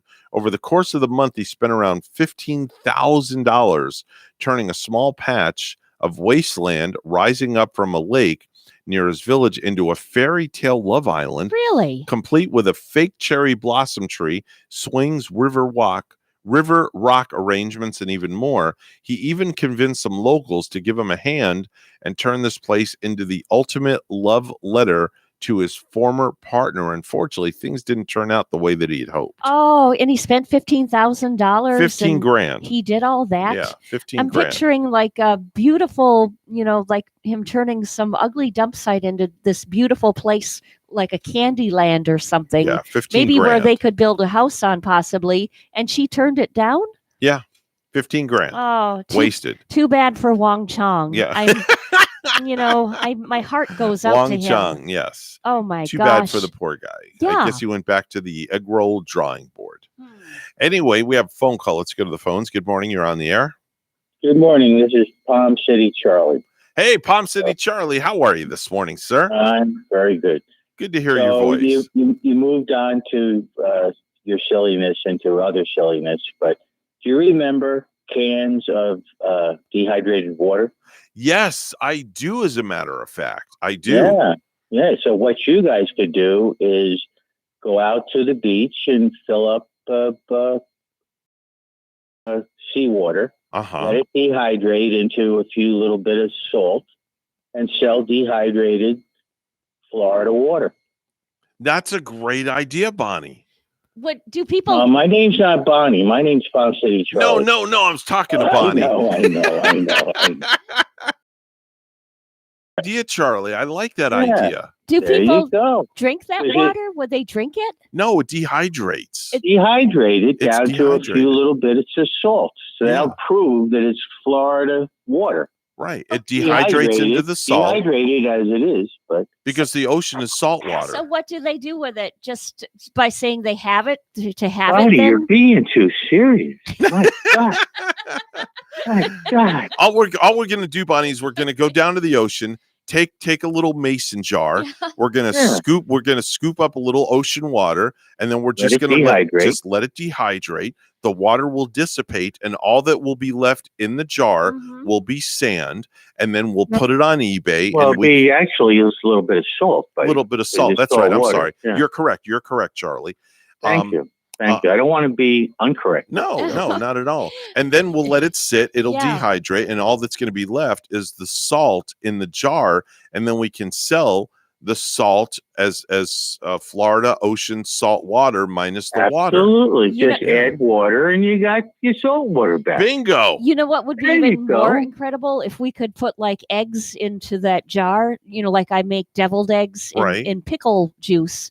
If we could add Well, eggs. that's a separate whole thing. Yeah, Bonnie. that's a whole nother separate whole thing. That's a whole. Now we're ruining the salt water for God's sake. Right. Jeez. All right. I'll let you guys go to your silliness. Hey, Okay. you know what? We love entertaining, Charlie, and thank you so much for calling. We Yeah. appreciate you. Adios. All right, buddy. Bye. Have a great day. Bye bye. now. Have a blessed. That's Palm City Charlie Palm calling City the program. Palm City Charlie. He's world renowned. Yeah. Palm City Charlie. I like that idea though. But how do you? I didn't ask him.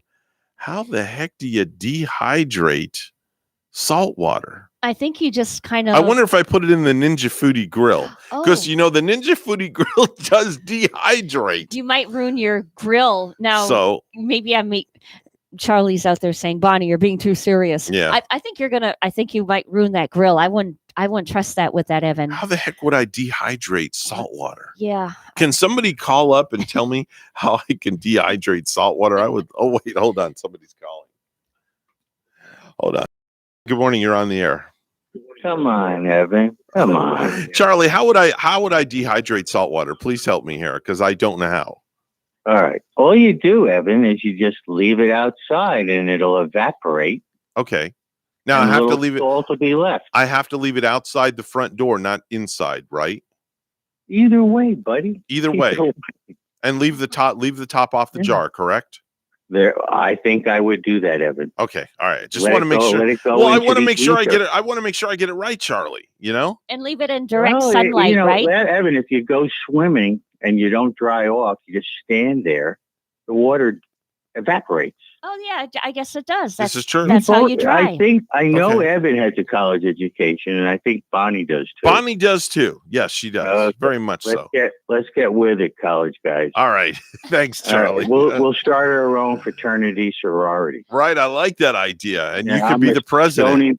Stony Brook State University of New York. All right. You could be the president of our frat club. And we'll all wear togas. I don't want to be in charge of anything. I'll just be on the side. All right, buddy. Thanks so much for calling. You have a great day, Charlie. Bye All bye right, you for too. now. Bye. It's time for news. All brought to you by our good friends at St. Lucie Jewelry and Coin. Make sure and see Hawk Levy for the best deals in town at St. Lucie Jewelry and Coin. Bonnie's got the headlines. Good morning, Bonnie. Good morning, Evan. Authorities said a murder case in Martin County ended with the victim's son shot and killed by police in Brevard County. When Martin County deputies were called out to the Crane Creek neighborhood of Palm City to do a welfare check on Sunday, it quickly turned into a homicide investigation. We did find she was deceased and she had died from an apparent gunshot wound, said Martin County Sheriff William. 61-year-old Christine Ruffin's body was found inside her son Christopher's home. Deputies were sent there after learning that Christopher Ruffin and his girlfriend were up in Palm Bay and that Ruffin had pointed a gun at the girlfriend in their car before running off. That led to an hours-long manhunt and eventually with the police. Officers arrived along with deputies, challenged the individual to drop his firearm, and a shooting ensued thereafter, said Palm Beach Police Chief Nelson Moya. Ruffin died at the hospital. He was known to Martin County deputies who had interacted with him twice in the previous month. Sheriff Snyder said this is at least the third or fourth incident just this year involving mental illness that ended in a violent police interaction. The IRS has relaunched its online to help you keep track of your next stimulus check. WPTV's Cameron Eppinger. For that check to hit your bank account, all you have to do is grab your phone to irs.gov and click on the Get My Payment Now icon that's on the top of your screen. Now, once you're there, you're going to have to put in some personal information, such as your social security number, a tax ID number, your date of birth, and address with the zip code. And then a message will appear that will tell you when your payment is set to arrive. Now, if you try to log on and you're prompted with payment status not available, keep in mind that this could be because your payment hasn't been processed yet, or the IRS doesn't have enough information to send you a payment. Now, the online tool will be updated once a day, and the IRS is using the latest tax return information on file to help determine the amount you receive, which is up to $1,400 for most filers. Now, it's important to note that those who have their direct deposit information set up with the IRS will receive checks will be mailed out along with prepaid debit cards for the is irs.gov. Reporter Forrest Saunders tells us the Florida economy continues to improve. I was scared to death because, basically we were already living paycheck to paycheck. For Lee Van Pelt, the pain of 2020 is finally starting to fade. There is light at the end of the tunnel, and I'm starting to peek through and see it. Though COVID protections furloughed the market researcher from her job, cut her hours after, and buried her in bills. For the first time in a long time, I feel like I have a reason to get up in the morning. Van Pelt has her feet back under her again. She started her own business and is slowly climbing out of debt. I'm feeling so hopeful. I really am. She's not alone. The latest state unemployment data for January showcased some promising statistics. Jobs are continuing to be added back into our economy. Unemployment dropped 0.3% in a month, now at 4.8%. That's better than the national average and a big fall from the state's peak in May. Officials say Florida gained 1,700 private sector jobs. Construction, trade, transportation, and utilities seeing the biggest growth. But leisure and hospitality continue to struggle, losing 9,800 positions. There were some additional layoffs in the tourism industry related to some of the theme parks. The big takeaway, Florida is moving in the right direction. Yet, about 140,000 more are unemployed compared to January of last year. I just feel like we're really on the right track. And Van Pelt is very happy to no longer be one of them as the state continues its recovery. I'm really looking forward to getting things back to the new normal. Lastly, convicted murderer Ronald DeFeo died in prison on Friday. He was 69. He's the man who murdered his family in the house that later became known for the Amityville Horror. George and Kathy Lutz moved into the house a year after the murder and moved out again in less than a month, claiming they witnessed all kinds of hostile paranormal activity. Their book, The Amityville Horror, was a huge success when it came out in 1976. It was made into a movie with James Brolin and Margot Kidder in 1979 and remade in 2005 with Ryan Reynolds and Melissa George.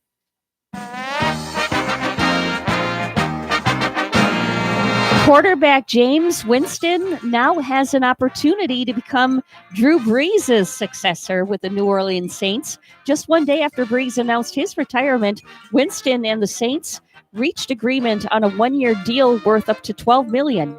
The former number one overall Heisman Trophy winner spent his first 5 seasons as a starter with the Tampa Bay Buccaneers before signing a one-year deal in New Orleans last summer to try and revive his career as the Saints' backup. News time, 7:53. Together next.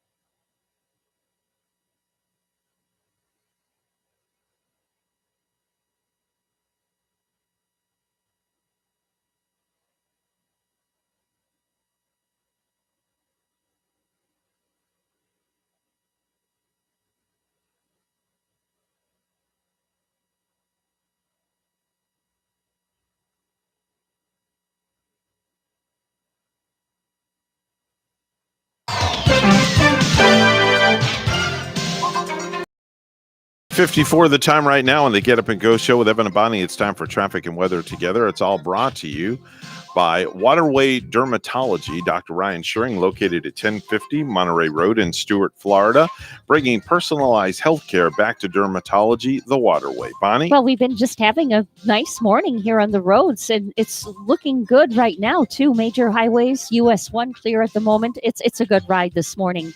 There's your latest look at traffic. It's a partly cloudy sky in Stuart. We're at 65 in Bar Harbor, Maine this morning, only 11 above. Here's our forecast at WPTV. Happy Tuesday, sunshines, a nice and cool start to the day with temperatures starting off in the mid 60s under mostly clear skies and some patchy fog for that morning drive. This afternoon, highs reaching the low 80s with just a few passing clouds. Otherwise, mainly dry conditions with plenty of sunshine. Tomorrow, highs in the mid 80s. And a 10% chance for an isolated shower. Thursday will be the warmest day out of the next 7. Highs climbing to the upper 70s, partly sunny skies, and an isolated shower on the southerly breeze. Friday, a cold front moves in, slightly cooler weather by the weekend. I'm WPTV First Alert Meteorologist Katya Hall on WSTU AM 1450, Martin County's Heritage Station.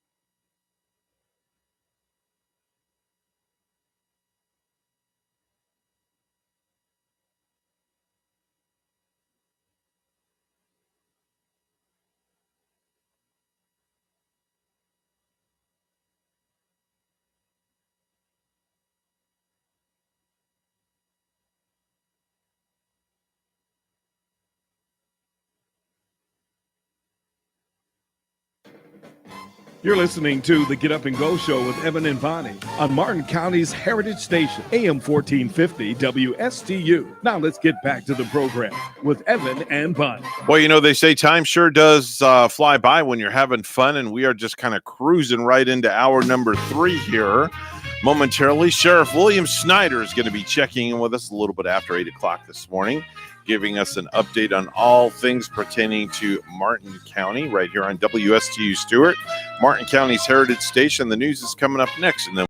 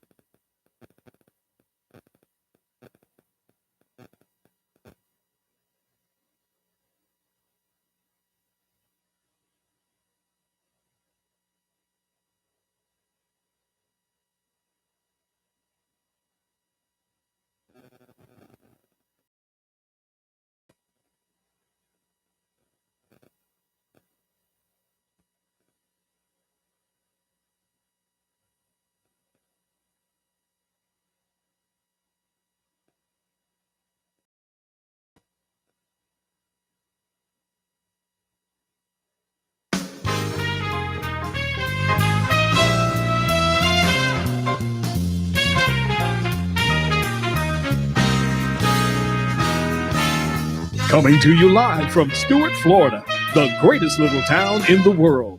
It's the award-winning, critically acclaimed Get Up and Go show on AM 1450 WSTU. You're invited to call the show anytime at 772-220-9788. And now, broadcasting live from their palatial studios, here are your hosts, Evan and Bonnie. Thank you very much, Mr. Announcer. It would help if I pressed my microphone button before I talk. Who comes up with this stuff? Well, I don't know who comes up with this stuff. My diet starts tomorrow. Well, that's a good thing because my diet hasn't started for years. Can I ask how many people are listening right now? Well, let me see. 1, 2, 3, 4, 5, 6, 7, 8, 9, 10, 11, 12. I don't know how many people are listening. But I can tell you that it's 8:07. Mr. Clock, would you verify that, please? It's now 8:07 a.m. That's right. And you know what that means when you hear this music. It's definitely not Sheriff William Snyder, but it's Major John Budenseek. He is on the program this morning, live and in living color. Good morning, Major Budenseek. Good morning to you all. How are you this morning? Oh, we'd be better if you were in studio with us. Well, I didn't hear you had the good donuts this morning, so I skipped. Oh, they're sitting right here on the counter. They must be, they're invisible donuts. Yeah, they're because invisible, I 0 don't see them. calories. And you're talking about a diet a minute ago. Yeah, something of that sort. Anyway, how has your week been? How's the family? How's everybody doing? Family is good. It's been busy. We've transitioned from normal life. Now we're in spring break. So you know what that means. Everybody is at the beach or out in a boat. Mm-hmm. A lot of our resources are out there, but that's going smoothly so far. And hopefully people will not be doing stupid things on spring break. We'll see. I saw Miami. They got a little silly down there. They arrested 100 people, but we're not Miami. So Yeah, they had to increase it down there too, or they're trying to. yes, we do that also here, but we have a good crowd. You know, we just keep people moving in the right direction. Just the presence kind of keeps things, moving where we need it to go. So no complaints. Unfortunately, there was a homicide in Palm City over the weekend. Let's talk a little bit about that if we could. There was. Unfortunately, on Sunday, we were actually first made aware that there was a manhunt for one of our Palm City residents up in Brevard County, and they were looking for him because he had threatened his girlfriend with a firearm and then had ran off into the woods threatening to commit suicide. Okay. That manhunt went on for a couple of hours before we got a phone call back saying, hey, not for nothing, but probably should go by and check on his mother's welfare. So our deputies did that about mid-afternoon and had to break in the house. Once they got in the house, they found the mother, who was deceased from a single gunshot wound. So unfortunately, there was, we started working on homicide. We notified Brevard and let them know that they were now not just looking for a suicidal guy who threatened his girlfriend with a gun. They were looking for a homicide suspect. A couple of more hours into that, I wasn't up there. I stayed at the scene here in Palm City, but Brevard County and Palm Bay encountered him, the suspect, and there was an exchange of gunfire, and I don't really know what that means even now. They're still investigating that, but I do know that the suspect was shot and killed, and so that's kind of where we are on that case. Wow. So he was in kind of like a confrontation with the Palm Beach police officers, it looks right? Right? It looks that way in Palm Bay, up in Brevard Palm County. Bay, yeah, that's what I meant. But, So, yep. This is kind of highlighting a bigger issue that, Sheriff Snyder has been pounding home to everybody. We have what we believe is a crisis, not just here in Martin County, but a holistic crisis of mentally ill people who law enforcement is sent out there to try to contain, talk down, help, which is our ultimate goal. But they're ending in violent encounters. We've had 2 law enforcement shootings in Martin County in the last 6 months with mentally ill people. Wow. So, and that would have been here too. It just happened to drive up to Brevard, and we don't even know why. nexus to Brevard, other than he got in his car and just struck out. So This Mr. Rufin too. He was, I guess, visited twice. Also, he had some interaction with Martin County deputies prior to this. he did. So our deputies were called to the house 2 different times. One was for a domestic related incident, and the other one, and it kind of stemmed from mental illness. To give you a little bit of Mr. Rufin's past, he was in the Army. From what I understand, he was a medic in the Army, had gotten out and was trying to make his way in the medical career here by being a paramedic. And it does not sound, been some confusion as far as did he do drugs or not. It doesn't sound like there's a nexus to illegal drugs. I do know that he was prescribed psychotropic medication, which I don't think he'd been taking. So, wow. Yeah, it just like it makes my skin crawl, like to think when they kind of like, found him out in those woods, and then, they got apprehensive about, let's check on the mom now. And maybe one of the fellas in your department might have had a gut feeling like, wow, we better check on her. And then what a tragic ending to this. Yeah. The other two times when we were, we have to have a certain criteria in order to, what we would call it, involuntarily Baker Act somebody, which is to take them, to seize that person and take them to a mental health facility. He did not meet those criteria either time. When our deputies got there, he was rational. He wasn't suicidal. He wasn't making any threats to anybody else. So while we interact with these people, we can't predict the future, but we can sometimes see them unraveling and still be limited on what we can do. Of course, there's go ahead. No, you go ahead, sir. Sir. There's this push for clinicians to go and interact with these people and non-armed deputies, which sounds great, but in this scenario that we had over the weekend, it was already too late. He'd already committed a homicide. He was already in the woods with a gun, probably already committed to dying. A lot of these are homicidal, suicidal, or suicide by cop. There's no clinician that's going to talk this individual down. What actions is the sheriff's office going to take moving forward now, when they've been dealing with so much mental illness and tragedies like this as of late? We've been taking actions all for a couple of years now. The sheriff actually put forth an initiative to have co-responders that have mental health, a lot of mental health background and training, go out and respond to people that we know are on the fringe of problems, but aren't quite where we can physically do something with them, or people that we have done something with that are back out that we need to follow up on. Yeah, we're doing that now. Mental health is running rampant right now, isn't it? It absolutely is. Absolutely is. And we're not, law enforcement, it all falls on, but we're not always the best resource for that. Now, there are some scenarios, when you do have somebody with a gun, there's not a lot of other options. So what do you do? Not call the police, not involve the police. You let these people run around the neighborhood armed, like our gentleman up in Brevard County who ended up encountering the police. The answer is no. We have to get involved at some level. So now we're sending armed deputies in there. Just our presence sometimes sets these people off. So we're in this catch-22. We're trying to help them, but sometimes we have to err on the side of protecting everybody else, and these people end up not making it. I watched a video online. In fact, early this morning, it was a woman that was under some kind of there was some mental disorder with her. Police arrived on the scene, and she had a pickaxe in her hand, and they're talking to her. And it seemed like they were calming her down very slowly. The officer, I was listening to the officer's technique and what he was doing. And then here comes the girl's mother coming down the highway or down the driveway in her little motorized wheelchair. And now the situation just escalated 10 times. Yes.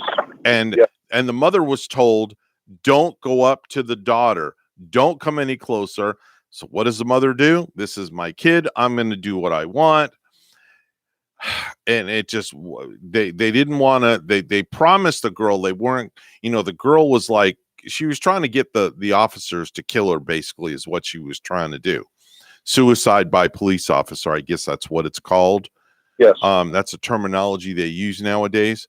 So one thing led to another, and then all of a sudden she starts to raise the pickaxe like she's going to hit one of the officers, and unfortunately they had to use lethal force. All because of the mom not minding her own business and not listening. Yep. We have all the resources. We have the tools. We have tasers. We have less lethal impact rounds. And we do that stuff. A few weeks ago, we took a pretty good beating on Facebook because there was a picture of a guy with a knife in Hope Sound. Picture on there because we want the public to know what we deal with every day. Right. We had SWAT. We had K-9. We had the place surrounded. And the pushback is, why all these police officers down there for a guy with a knife, mentally ill, sick man with a knife? The answer is those resources were in place. So we had all the resources there, so we did not have to end that man's life. You get a single deputy showing up there and encountering the same thing, those end very, very poorly. Yeah. So, They used the taser on this woman and it had no effect on her at all. She just, I was blown away that they tased her. Two officers tased her. It's like 2 different taser guns. Did she have that much adrenaline going or something? Is that possible? She could not feel it. It's, a lot of times there's a nexus to narcotics, some drugs, they can kind of override that taser. They don't feel pain. It is possible, yes. Or the tasers, even though she was struck twice, didn't quite hit in the right place. That was crazy. That was nuts when I saw that video. I couldn't believe what I was seeing.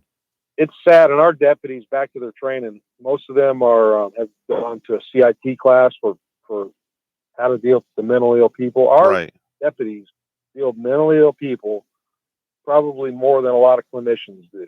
Yeah. Every day, day in and day out. Terrible situation. What's going on down at headquarters at HQ these days, as far as for our listeners that need to come down and conduct business? If you could let our listeners know what's available, what's not available, and different guidelines and stuff like that. Absolutely. The lobby itself, the physical lobby is still closed, but we have a nice tent outside. You can walk up, you can hit the buzzer. Our desk deputy will come out. If you need reports, you're certainly welcome to do that. If you need to turn in applications, ask questions, we can take a report there if need be. So that's still kind of functioning full steam ahead, minus going into the building. And we're still holding off on doing physical fingerprints for people that are wanting, firearms licensing or whatever they might need, background checks. We're still not doing that. That's too close for our comfort. We're trying to keep our deputies safe. Where can people go for something like that? Where would you suggest they go if they need fingerprints? We do some of them, but the answer is I don't know, Evan. I don't have a good backup. If it depends on what you want. If you're working for the school board, I think they'll help facilitate that. If you're looking for a firearms background check, you got to ask the company you're buying it from who they would recommend. Right. Okay. But all right. To us, a lot of those things are extras. They're not the background check for the school board. That's not extra, but the firearms, that's something that right now, us going out on a limb, is the risk might not be worth the reward for us. Yeah, I would agree 110%.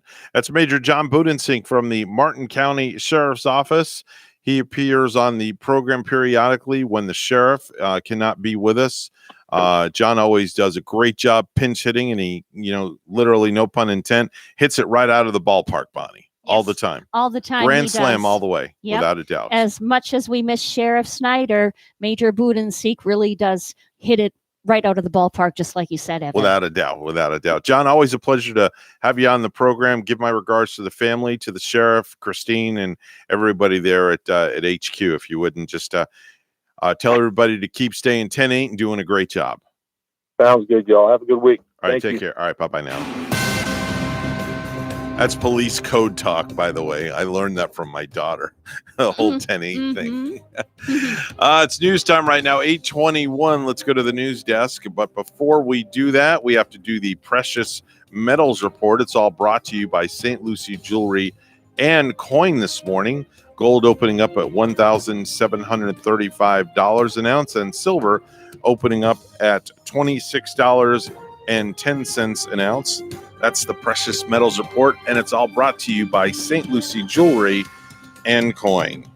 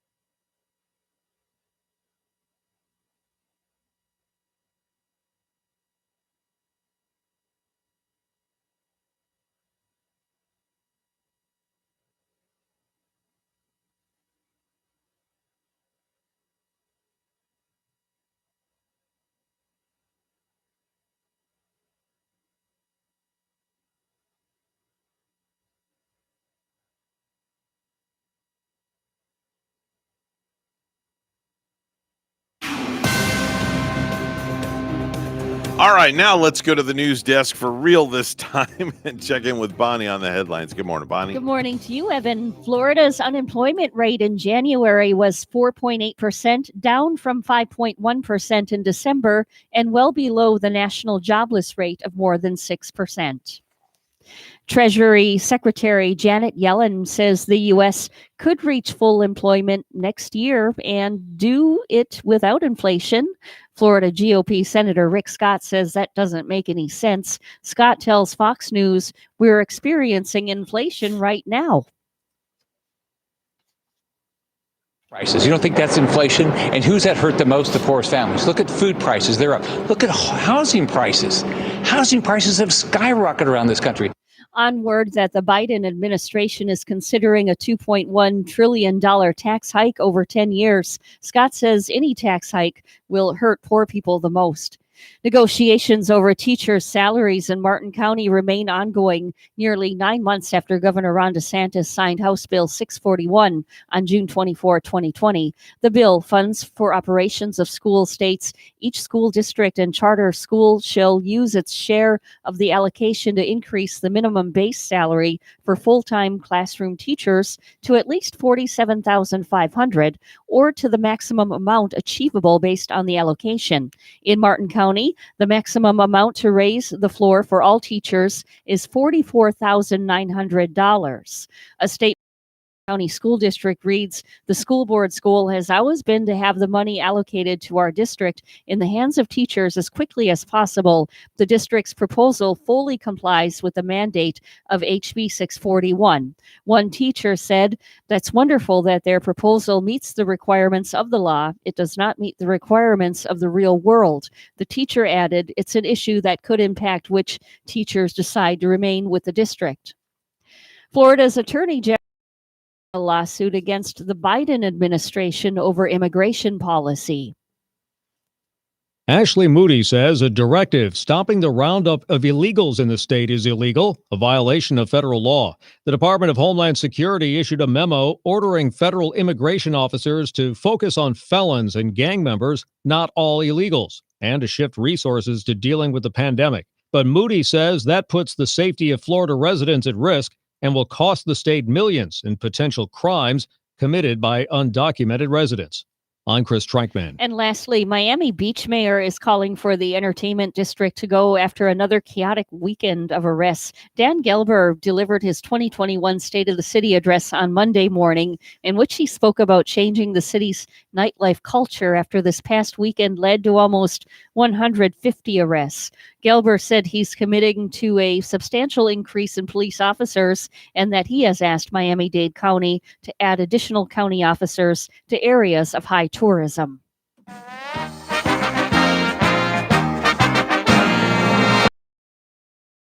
Aaron Boone is into his second full week on the bench after having a pacemaker inserted and said he's feeling awesome.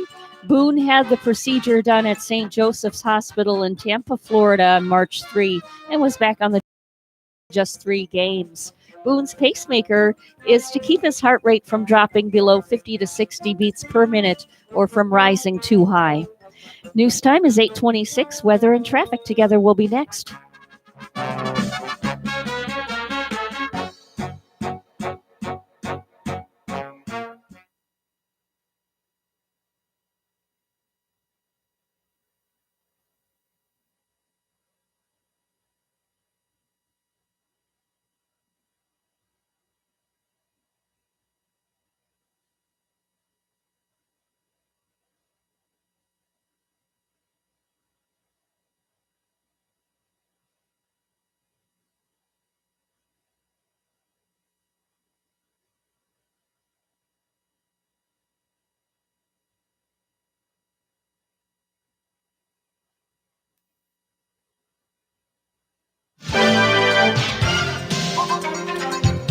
Time now, 8:27 on the Get Up and Go show with Evan and Bonnie. It's time for traffic and weather together, all brought to you by Code Red Roofers. Bonnie? The highways right here looking nice and clear on this Tuesday morning. You're looking at a nice travel on your way to work right now. No major tie-ups. We're not finding any accidents. The latest report from the Florida Highway Patrol. Right now it's 66, partly cloudy in Palm City, and this morning a cloudy 39 in Springfield, Illinois. Here's our forecast from WPTV.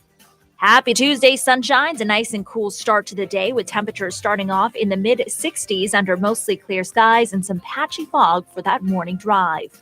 This afternoon, highs reaching the low 80s with just a few passing clouds. Otherwise, mainly dry conditions with plenty of sunshine. Tomorrow, highs in the mid-80s with mostly sunny skies and a 10% chance for an isolated shower. Thursday will be the warmest day out of the next 7. Highs climbing to the upper 70s, partly sunny skies and an isolated shower on the southerly breeze. Friday, a cold front moves in, slightly cooler weather by the weekend. I'm WPTV First Alert Meteorologist Katya Hall on WSTU AM 1450, Martin County's Heritage Station.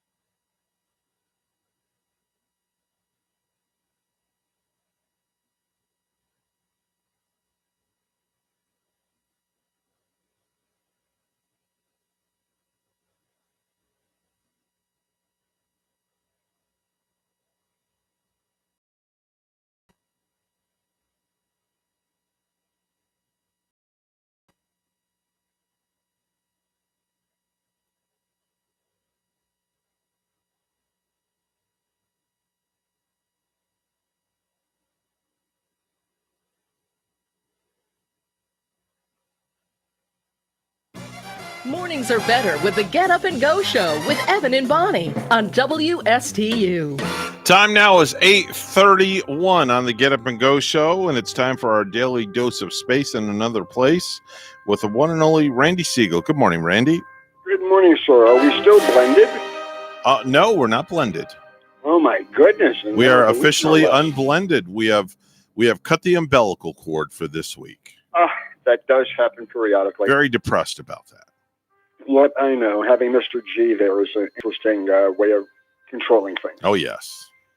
Yep. Well, it was in 1926 when Robert Goddard launched the first liquid-fueled rocket that took place from Massachusetts, and it was a successful mission. In 1966, NASA launched its Gemini 8 spacecraft. This two astronauts you may have heard of, David Armstrong. It was the sixth program and flight using a Gemini spacecraft, and it was successful, except for one thing that almost wasn't.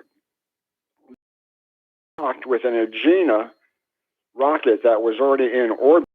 However, when they docked with it, the system failed, and they were rotated around and around and around, and they were almost killed in space. But they managed to undock, and it was successful. Flying Neil Armstrong, it marked the second time a U.S. citizen flew into space, and the first time a U.S. citizen flew into orbit. Also, in 1975, Mariner 3 made a close approach to 203 months on board the International Space Station are continuing their work, getting everything ready for new crews to attend the International Space Station, as well as working on science experiments.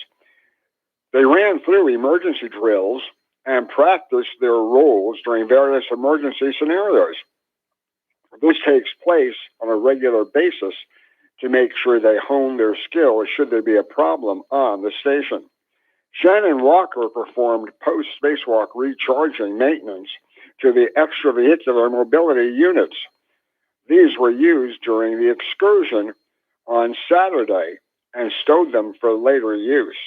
Kate Rubins worked on transparent alloys, a European investigation. Soichi Noguchi, he worked on artificial visual units in the station's cupola. That's where the crew spends a lot of time observing natural phenomenon on Earth from that unique vantage point of 250 miles above the Earth.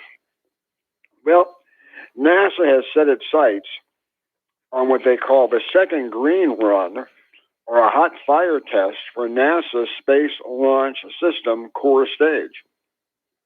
They will do it on the 18th. And they have carved out a 2-hour window that opens up at 3 p.m. our time. This test will have 4 RS up for a full duration test, because they will use 4 of them on the core stage of the Space Launch System. You might recall that the RS-25s are the heart of the Space Shuttle program. 3 of them were flown with the shuttle. So now they're making use of those engines which were returned during the shuttle era, and they will become expendable once we start launching the Space Launch System. So look for that hot firing. It should be rather interesting. SpaceX has announced that they want to begin launching their Starship vehicle into orbit. And they say they want to start doing it potentially starting July 1st of this year. That's less than 4 months away. They still have been having some problems with the ship on the ground. In fact, Spaceship 11 aborted its static firing upon ignition. There was a problem, and as a result, it shut down automatically. So whether they can achieve that still remains to be seen. The hope is that Starship will be able to have their launches going into Earth orbit, certainly in July, but hopefully before the end of the year. The crews on board the International Space Station are getting ready on Friday to relocate the Soyuz, one of the Soyuz spacecrafts. What they're going to do is Kate Rubins and Commander Sergei Rusakov and Sergei Kurshevashchikov will enter a Soyuz vehicle. They will undock it from the Earth-facing port of the Rosvet module at 12:38 p.m. and dock it again at the space-facing Poiset module at 1:07. The relocation will free up the Rosvet port for the docking of another Soyuz vehicle designated MS-18, which will carry 3 crew members for Expedition 65. Mark Vanderhee and Oleg Novitsky and Peter Dubrov are scheduled to launch to the station on Friday the 9th. What makes this a very interesting mission is the fact that they still don't know the total length of Vanderhee's stay on board the station. Depending on the orbital mechanics and changes that may take place from Russia in flying paid crew members going up there, in other words, space tourists, will have an effect on his mission. There is a possibility for a 1-year mission to the space. If everything works out, we will be interviewing Mark during our show on the 23rd. The hope is that we can get a good interview with him for 5 minutes live from Russia, and we'll be able to ask him several of the questions. So if you do have any questions, by all means, let us know about it, and we'll try to get those to him during our 5-minute interview.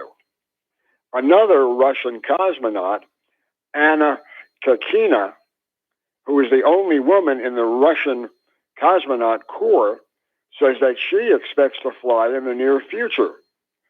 The question is, will she?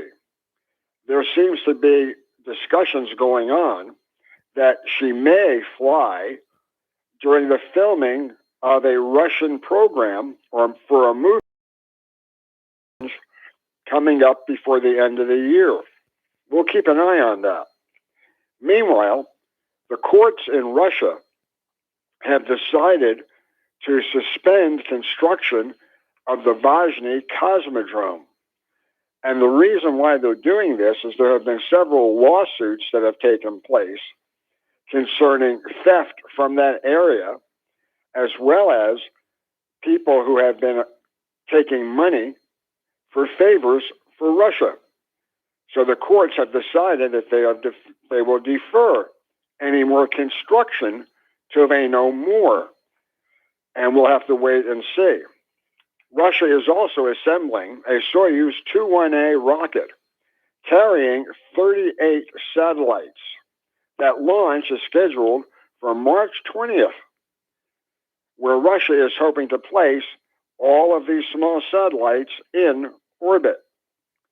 One of the other big questions that NASA is trying to answer from Congress is the cost of flying the Space Launch System. It appears that we do have a problem with that happening. So we're going to have to wait and see just how well that plays out. We'll let you know as we move forward. Dmitry Rogozin also said that Russia is hoping to have a breakthrough on their launch vehicles by the end of this year. In other words, make them cheaper and better. Tomorrow, we're going to tell you more about what's happening on the station, as well as NASA's budget woes. So until then, have a great day, everybody. That's Randy Siegel with the Space Report. He's on the program each and every weekday at 8:30, giving us the latest and greatest all things NASA. Time to head on over to Ellie's Downtown Deli, where Bonnie is standing by with the latest and greatest delicacies to soothe any man's hunger. Feeling like a leprechaun, too, for sure. And, the day almost here, St. Patty's Day tomorrow. So, make sure you get your dinner, the traditional Irish special that comes from Chef Mark at Ellie's Deli, including the corned beef and cabbage dinner. And you get your tri-blend of celery, carrot, and onion, red potatoes, the soda bread coming with this. And it's only $12.99 per person, $12.95 per person, that is. So make sure to place your order. You know, you can pick it up at Ellie's Downtown Deli in Stuart. And if you're right here in the Stuart area, Ellie's Downtown Deli will deliver. So make sure you give them a call and enjoy great food like maybe an Ellie's cheesesteak sandwich for lunch today on a toasted sub roll. This one comes with sauteed shaved sirloin, peppers and onions, topped with provolone cheese, served with your choice of a side item. This is so yummy. Ellie's Downtown Deli in Stuart now has their patio back open, plus they're at 50% dining inside with a full menu for pickup or delivery. Ellie's also has full dinners available for takeout, plus their fabulous desserts as well. Call 772-781-6605 to order and pick up today. Located at 18 Southeast 6th Street, just off Colorado and Stuart. Call 772-781-6605. Ellie's Downtown Deli in Stuart. Time now is 8:42 on the Get Up and Go show with Evan and Bonnie. It's time for news, all brought to you by our good friend Hawk Levy over at St. Lucie Jewelry and Coin. For the best deals in town, head on over to one of the locations and stop on in and see our good friends at St. Lucie Jewelry and Coin. Bonnie has the headlines. Good morning, Bonnie. Good morning once again. The IRS has relaunched its online to help you keep track of your next stimulus check. And WPTV's Cameron Eppinger has the story. Well, if you're still waiting for that check to hit your bank account, all you have to do is grab your phone right now and go to irs.gov and click on the Get My Payment Now icon that's on the top of your screen. Now, once you're there, you're going to have to put in some personal information, such as your social security number, a tax ID number, your date of birth, and address with the zip code. And then a message will appear that will tell you when your payment is set to arrive. Now, if you try to log on and you're prompted with payment status not available, keep in mind that this could be because your payment hasn't been processed yet, or the IRS doesn't have enough information to send you a payment. Now, the online tool will be updated once a day, and the IRS is using the latest tax return information on file to help determine the amount you receive, which is up to $1,400 for most filers. Now, it's important to note that those who have their direct deposit information set up with the IRS will receive priority, and then afterwards, checks will be mailed out along with prepaid debit cards for those who qualify. Again, that link is irs.gov. PGA National is hosting many of the world's best golfers this week and welcoming them back to Palm Beach County. WPTV's Ryan Hughes has details. Players are starting to arrive here at PGA National, and there are practice rounds and pro-ams happening, but no crowds until Thursday. Fans are not allowed because crowds will be limited due to the coronavirus pandemic, but organizers are still confident this tournament will be a success and a big boost to the local economy. This week, PGA National hosting many of the world's best golfers and welcoming them back to Palm Beach County. The grounds and the greens in pristine shape for the Honda Classic, a major economic engine for our community. Last year, we had an outside audit firm review it, and it was a little over $62 million for our economy. Last year, the Classic hosted more than 200,000 fans over the this year. Amidst the pandemic, the PGA Tour limiting only 10,000 fans per day. While limited, we're going to have a lot of people out here that will still be supporting all the local businesses in Jupiter and Palm Beach Gardens and, of course, throughout the entire county. La Masseria in PGA Commons says the Honda Classic always helps drive a bump in business every year. We're actually fully booked all week outside, accepting reservations for inside. With it being season and the Honda Classic back this week, the Authentic Italian Cuisine restaurant predicts sales will be up about 20%. We definitely have full staff. Everyone's working 6-day week.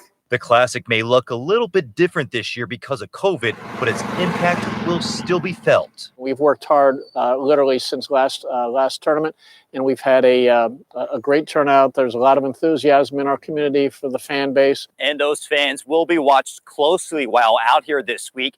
Facial coverings are required unless you are eating or you are drinking. And with the fan base limited, the tournament is still expected to sell out. at PGA National. Ryan Hughes, WPTV, News Channel 5. Authorities said a murder case in Martin County ended with the victim's son shot and killed by police in Brevard County. When Martin County deputies were called out to the Crane Creek neighborhood of Palm City to do a welfare check on Sunday, it quickly turned into a homicide investigation. We did deceased and she had died from an apparent gunshot wound, said Martin County Sheriff William Snyder. 61-year-old Christine Ruffin's body was found inside her son Christopher's home. Deputies were sent there after learning that Christopher Ruffin and his girlfriend were up in Palm Bay and that Ruffin had pointed a gun at the girlfriend in their car before running off. That led to an hours-long manhunt and eventual confrontation with police. Officers arrived along with deputies, challenged the individual to drop his firearm, and a shooting ensued thereafter, said Palm Beach Police Chief Nelson Moya. Ruffin died at the hospital. He was known to Martin County deputies who had interacted with him twice in the previous month. Sheriff Snyder said this is at least the third or fourth incident just this year involving mental illness that ended in a violent police interaction.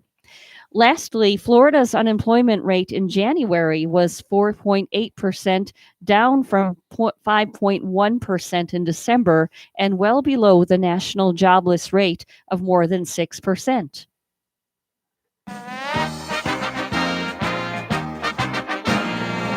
Ryan Braun says he's strongly leaning toward retirement, but the Milwaukee Brewers home run leader isn't ready to make any decision regarding his future.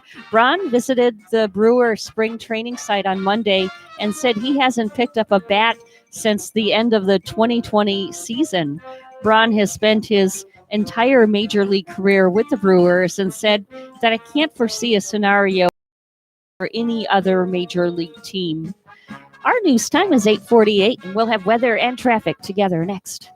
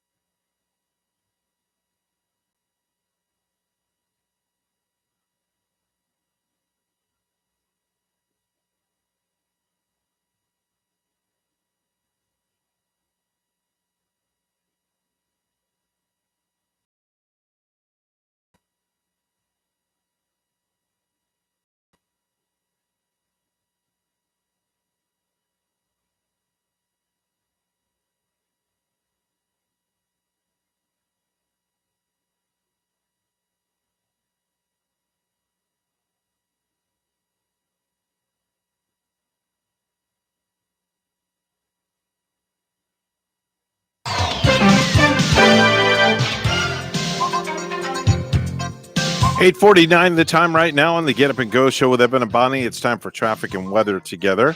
It's all brought to you by Waterway Dermatology. Dr. Ryan Schuring, located at 1050 Monterey Road in Stewart, bringing personalized health care back to dermatology the Waterway. Bonnie? On the turnpike up in Vero Beach right now, we do see an accident. This is northbound on the turnpike up that way. It's at mile marker 180, and there's not any tie-ups or roadblock from that accident. Now, the roads back here in Martin County looking nice and clear at the moment. And there's your latest look at traffic. It's a partly cloudy sky. Stuart, we have a nice 67 degrees in Halifax, Nova Scotia this morning, only 15 above. Here's our forecast at WPTV. Happy Tuesday, sunshines, a nice and cool start to the day with temperatures starting off in the mid-60s under mostly clear skies and some patchy fog for that morning drive. This afternoon, highs reaching the low 80s with just a few passing clouds. Otherwise, mainly dry conditions with plenty of sunshine. Tomorrow, highs in the mid-80s with mostly sunny skies and a 10% chance for an isolated shower. Thursday will be the warmest day out of the next 7. Highs climbing to the upper 70s, partly sunny skies and an isolated shower on the southerly breeze. Friday, a cold front moves in, slightly cooler weather by the weekend. I'm WPTV First Alert meteorologist Katya Hall on WSTU AM 1450, Martin County's Heritage Station.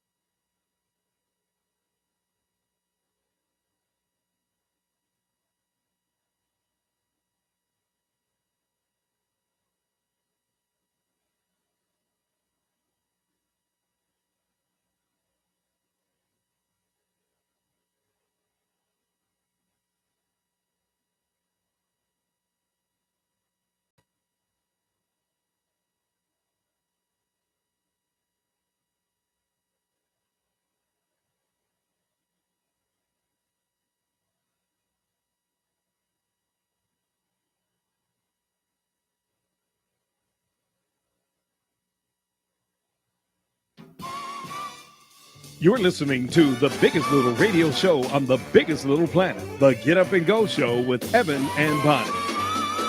Time now is 8:54, and Bonnie, I don't know where the heck this morning has gone to.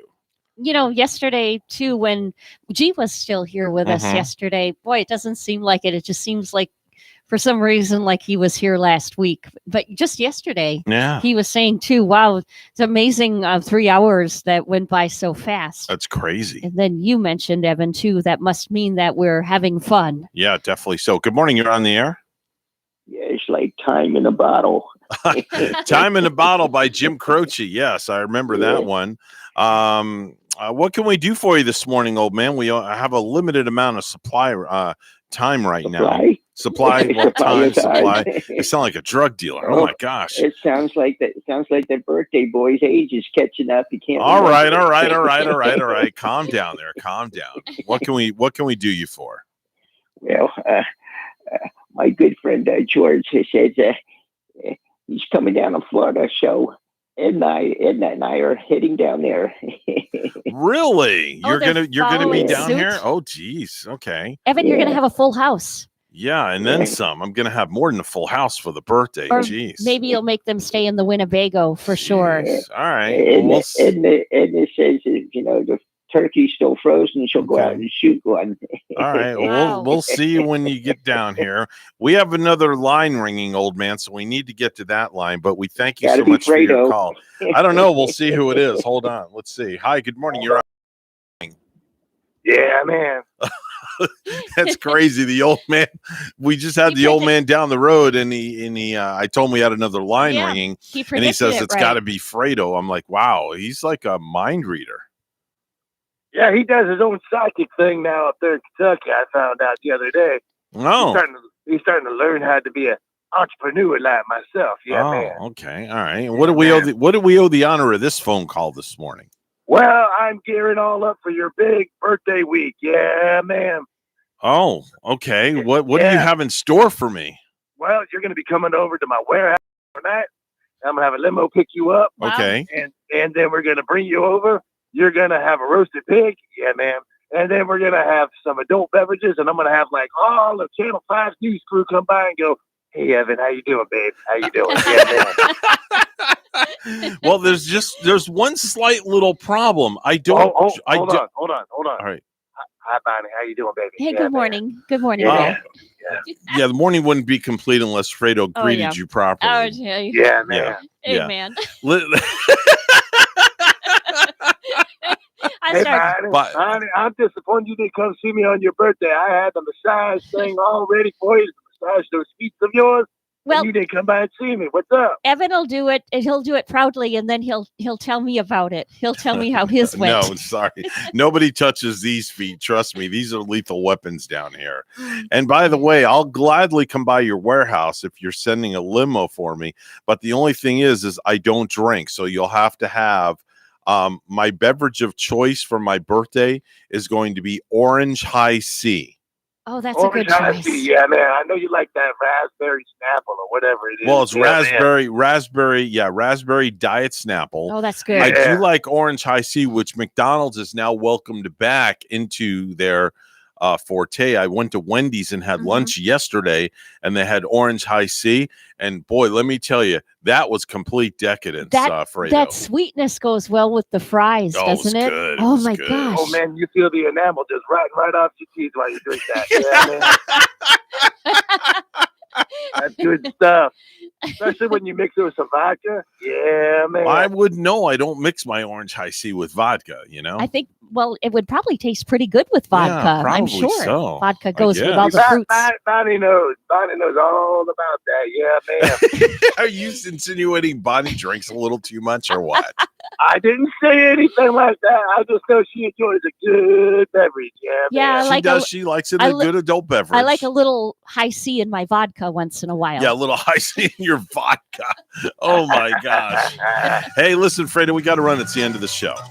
Yeah, man. So we'll talk to you tomorrow, hopefully on the big birthday show. Oh, yeah, I'm going to call 61. you up. I'm going to call Mr. G now. Bug him. Yeah, all right, you go call Mr. G and go bug him for a while. All right, Fredo, bye-bye.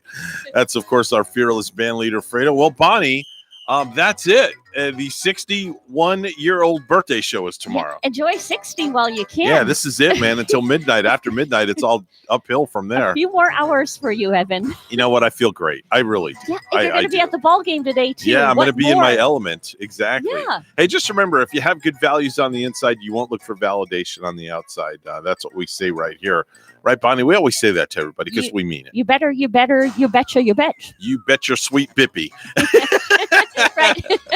Right. Along with the babushka. Anyway, we're WSTU Stewart. We're Martin County's Heritage Station. The news is coming up next. Have a great day, folks, and we'll see you on Shillelagh Day tomorrow.